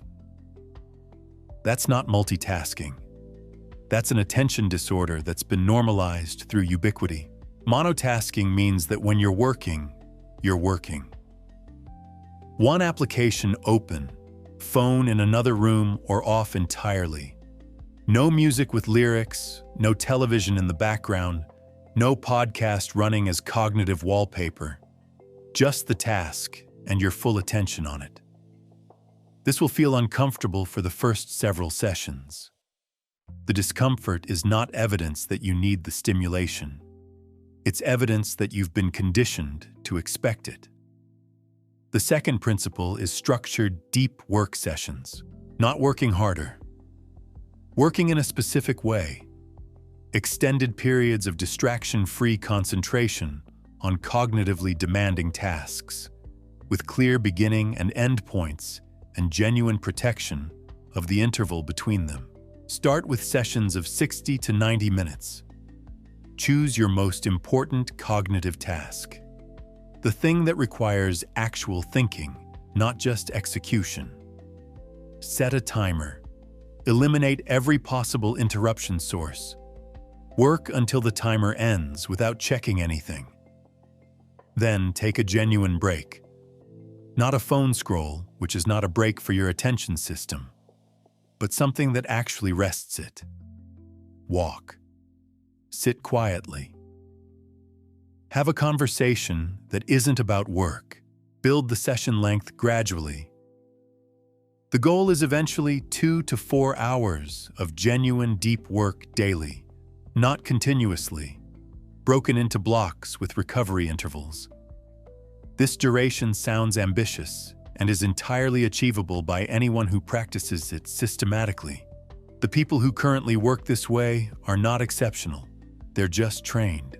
The returns on this investment are disproportionate to the time involved.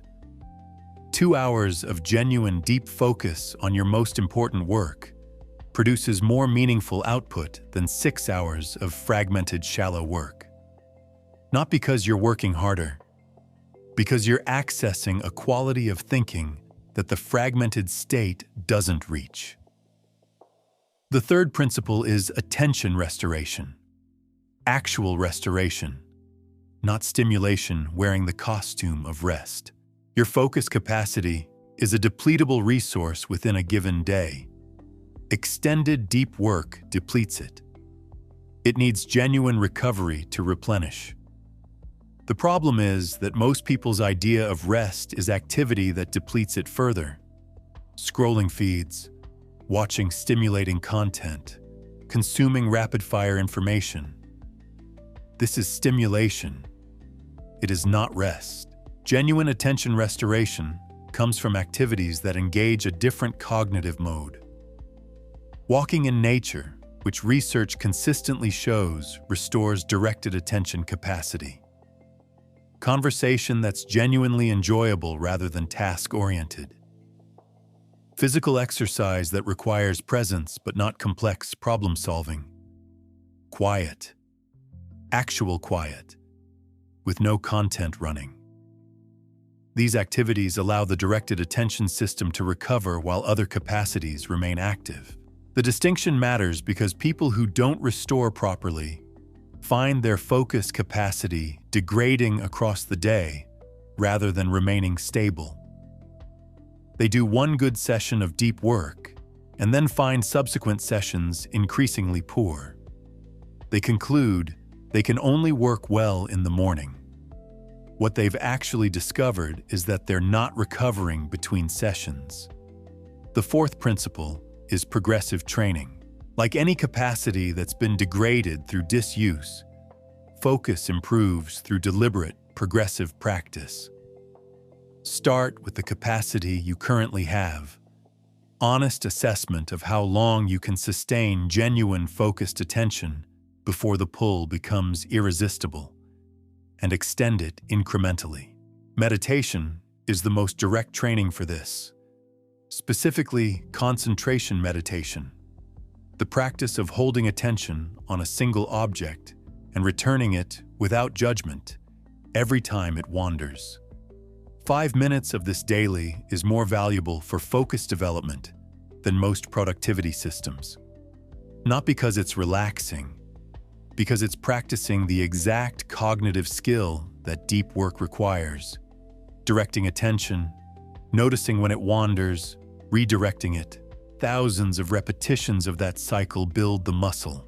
Reading, long form, demanding reading, without concurrent stimulation, is the second most effective training. Choose books that require sustained attention to follow. Read for progressively longer periods without any secondary activity. Track how long you can read with genuine comprehension before the attention degrades. Extend that window weekly. The training feels boring. That's accurate. Developing a capacity that's been neglected through years of stimulation addiction feels like deprivation before it feels like strength. The deprivation phase is real and temporary. The strength is real and permanent. The fifth principle is environmental design for focus. Your environment is currently designed for something. The question is whether what it's designed for is what you're trying to do. Most people's working environments are designed for accessibility and convenience. Everything within reach, every notification enabled, every potential interruption source active. This design is excellent for responsiveness and terrible for depth. The two goals are in direct conflict. You cannot optimize your environment for immediate response to everything and simultaneously optimize it for sustained, deep attention. These require opposite configurations. Design your physical space to minimize everything your attention might grab onto. Clean surfaces, minimal visual complexity. Materials for the current task only. The phone, and this part is non-negotiable, is not in the room during deep work. Not face down on the desk. Not on silent in your pocket. Not in the room. The research on this is unambiguous. The mere presence of a smartphone on a desk reduces cognitive capacity, even when it's off, because part of your attention is continuously allocated to not checking it. Design your digital environment with the same intentionality. One browser tab. Notifications disabled at the system level during work periods, not just silenced. Email and messaging applications closed, not minimized. The difference between closed and minimized is the difference between the thing not existing and the thing waiting. Design your temporal environment by scheduling deep work at the time of day when your cognitive energy is highest, and protecting that time from meetings, calls, and administrative tasks that could happen at lower energy times. Most people do their most demanding cognitive work in whatever time is left after the day has been filled with easier things. This is backwards. The demanding work gets your best hours. The rest gets what's left. Focus is not a gift some people have. It's a capacity all people have, and most people have let atrophy through years of practicing its opposite. The capacity is still there. Dormant, not gone. Train it. It will come back. And when it does, the quality of thinking it makes available to you will feel like a different cognitive life. Because it is. Chapter 13, How Elite Minds Think Differently. The gap between high performers and everyone else is not what most people think it is. It's not talent. Talent is distributed more evenly than outcomes suggest. It's not work ethic. Plenty of people work extremely hard and produce mediocre results because effort applied through a limited mental model hits a ceiling quickly. It's not even knowledge, though knowledge matters. The actual gap is in the mental models being used to process reality. The frameworks through which information gets interpreted, decisions get made, and problems get approached. Mental models are invisible. You can't see someone else's, and they can't see yours. What you can see are the outputs, the decisions, the responses to adversity, the quality of reasoning under pressure, the pattern of results over time. Those outputs look like talent or luck from the outside. They're neither. They're the downstream consequence of better thinking tools being applied consistently to the same problems everyone faces. The tools are learnable. Most people just never learn them because nobody teaches them, and they're not immediately obvious from direct experience. You develop the mental models you develop through the combination of your particular experiences and your particular environment, which means most people are working with whatever they happen to absorb, rather than what they would have chosen if they'd understood the options. Here are the models that consistently separate elite thinking from ordinary thinking. The first is systems thinking. Most people think in linear sequences. Event causes effect. Problem has solution. Action produces reaction. This model works adequately for simple, isolated problems. It fails for anything complex. which is most of what actually matters. Systems thinking means seeing the connections between components rather than the components in isolation.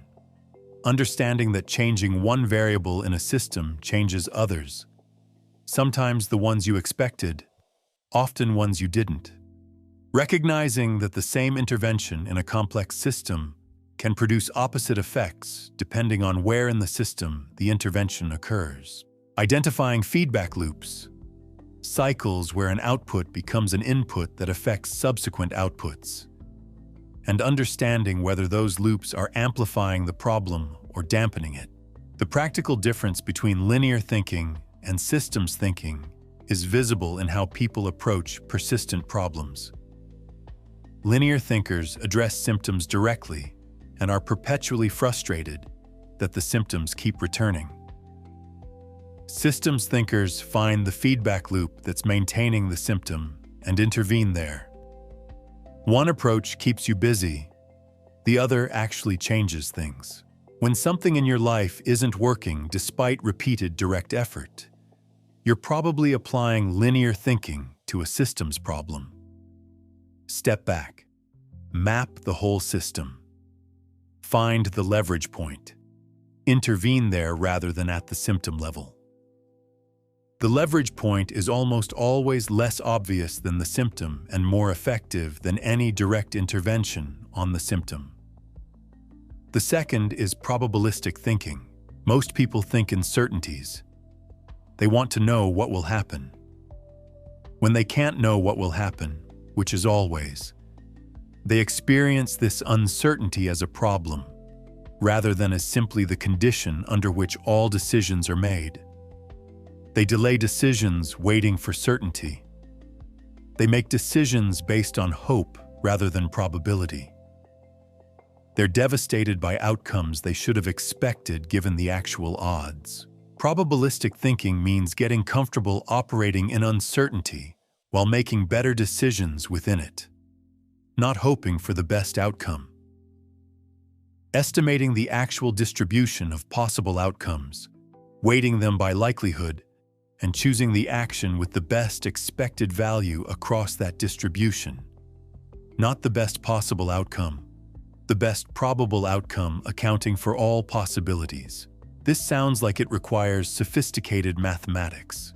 It doesn't. It requires the habit of asking, before any significant decision, what are the realistic scenarios here? What's the probability of each? What happens to me in each scenario? And which choice produces the best result across the range of likely scenarios, rather than just in the scenario I'm hoping for? Elite decision makers are wrong about specific outcomes as often as everyone else. They're better at making decisions that are correct across a range of possible outcomes, which means they fail less expensively and succeed more reliably over time. The third is inversion thinking. Most people approach problems forward, from where they are toward where they want to be. What do I need to do to achieve this outcome? Elite thinkers also approach problems backward, from the outcome they want to avoid toward the present. What would reliably produce failure here, and how do I make sure I'm not doing those things? Inversion surfaces risks and failure modes that forward thinking misses. When you're focused on how to succeed, you're naturally attending to the variables that produce success. The variables that produce failure are in your peripheral vision, visible but not central. Inversion brings them to center. The practice is simple. For any important goal or decision, ask, what would guarantee failure here? List every reliable path to the worst outcome. Then work backward. Don't do those things. Build your plan partly around the positive path forward and partly around the systematic elimination of the failure modes. This is not pessimism. It's risk management. The optimist who has also done inversion thinking is more likely to succeed than the optimist who hasn't. Not because they're more negative, but because they've identified and closed the doors through which failure most commonly enters. The fourth is first principles thinking. Conventional thinking operates by analogy. You look at a situation and ask, what's the standard approach here? Or what have people done in similar situations? Then you do a version of that. This is efficient for routine problems and severely limiting for anything novel, because the analogies are drawn from the past, and the past may not contain the optimal solution to your current problem. First principles thinking breaks the problem down to its fundamental components, the things that are actually irreducibly true, and builds back up from there rather than from convention. It asks not what do people usually do here, but what is actually true here, and what does that imply? This produces solutions that are invisible through conventional thinking, because conventional thinking never questions the assumptions built into the standard approach. First principles thinking questions everything. It's slower and more effortful than analogy. The solutions it produces are frequently better by a significant margin. The practical version of this is developing the habit of asking, when you're about to do something the conventional way, why is it done this way? What assumption underlies this approach? Is the assumption still true? If I were designing this from scratch, knowing only the fundamental requirements and none of the historical conventions, what would I build? Sometimes the conventional answer is also the first principles answer. Often it isn't. The question is worth asking. The fifth is long-term thinking. Genuine long-term thinking, not the performance of it. Most people have a planning horizon of weeks or months. Some extend to a year. Very few consistently think in terms of 5, 10, or 20 years, not as abstract aspiration, but as an actual operative frame for current decisions. The person who is genuinely thinking in decades makes different daily choices than the person thinking in weeks. Radically different. The daily choices look less optimal in the short term and far more optimal over the actual span of time they care about. Long-term thinking produces patience with things that require time and urgency about things that compound. It produces willingness to forego immediate rewards for compounding returns. It produces a different relationship with failure. Failures that are devastating from a short-term frame are just data points from a long-term frame. It produces different relationship management, different financial behavior, different learning priorities. The person with a 20-year frame and the person with a 20-week frame are, in a meaningful sense, playing different games. The 20-year player appears to be losing for much of the early period. Then the compounding becomes visible. Then the gap between the two players becomes obvious. Then the 20-week player wonders what happened. The sixth is contrarian thinking, independent reasoning that's willing to reach unpopular conclusions, not being contrary for its own sake, not reflexive disagreement with whatever the consensus is. Genuine independent analysis that follows the evidence to its conclusion, regardless of whether that conclusion aligns with prevailing opinion. Contrarian thinking requires something that's genuinely difficult: comfort with being wrong in a visible way. When you reach a conclusion that differs from the consensus, and the consensus turns out to be correct, you look foolish. This possibility creates enormous social pressure to align with the consensus regardless of your independent analysis. Most people capitulate to this pressure without noticing they're doing it. They call it being reasonable. It's actually being risk-averse about social perception at the cost of accuracy. Elite thinkers are willing to be publicly wrong because they understand that independent analysis, even when it's occasionally wrong, outperforms consensus following over time. The consensus is often right. It's never early. And being early, seeing something before it's obvious, is where the significant advantages accumulate. The seventh is a learning orientation, the genuine, sustained belief that you don't know enough yet. This sounds simple. It's structurally difficult for people who've achieved meaningful competence, because competence comes with a strong pull towards certainty. You've learned a lot. You've been right about many things. Your models have worked. The temptation is to conclude that you mostly have it figured out and primarily need to apply what you know rather than continuing to update it. This is where many highly capable people plateau. Not because they stop working hard, but because they stop genuinely learning. Stop exposing themselves to ideas that challenge their existing models. Stop seeking perspectives that contradict their current conclusions. Stop holding their frameworks as provisional rather than established. Elite minds hold their own conclusions lightly, not insecurely. They act decisively on their best current understanding. But they remain genuinely open to updating that understanding when better evidence arrives. Intellectual humility isn't about doubting everything. It's about knowing that your current model is the best available approximation, not the final answer. The learning orientation means reading outside your domain, talking to people who think differently than you do, actively seeking the strongest version of the argument against your position, being genuinely interested in being wrong, because being wrong means there's something to learn that you didn't know before. The person who is still genuinely learning at 40 will be operating at a higher level at 50 than the person who decided they mostly had it figured out at 35. The gap compounds just like everything else. These models don't require exceptional intelligence. They require practice and the willingness to think in ways that feel unfamiliar until they don't.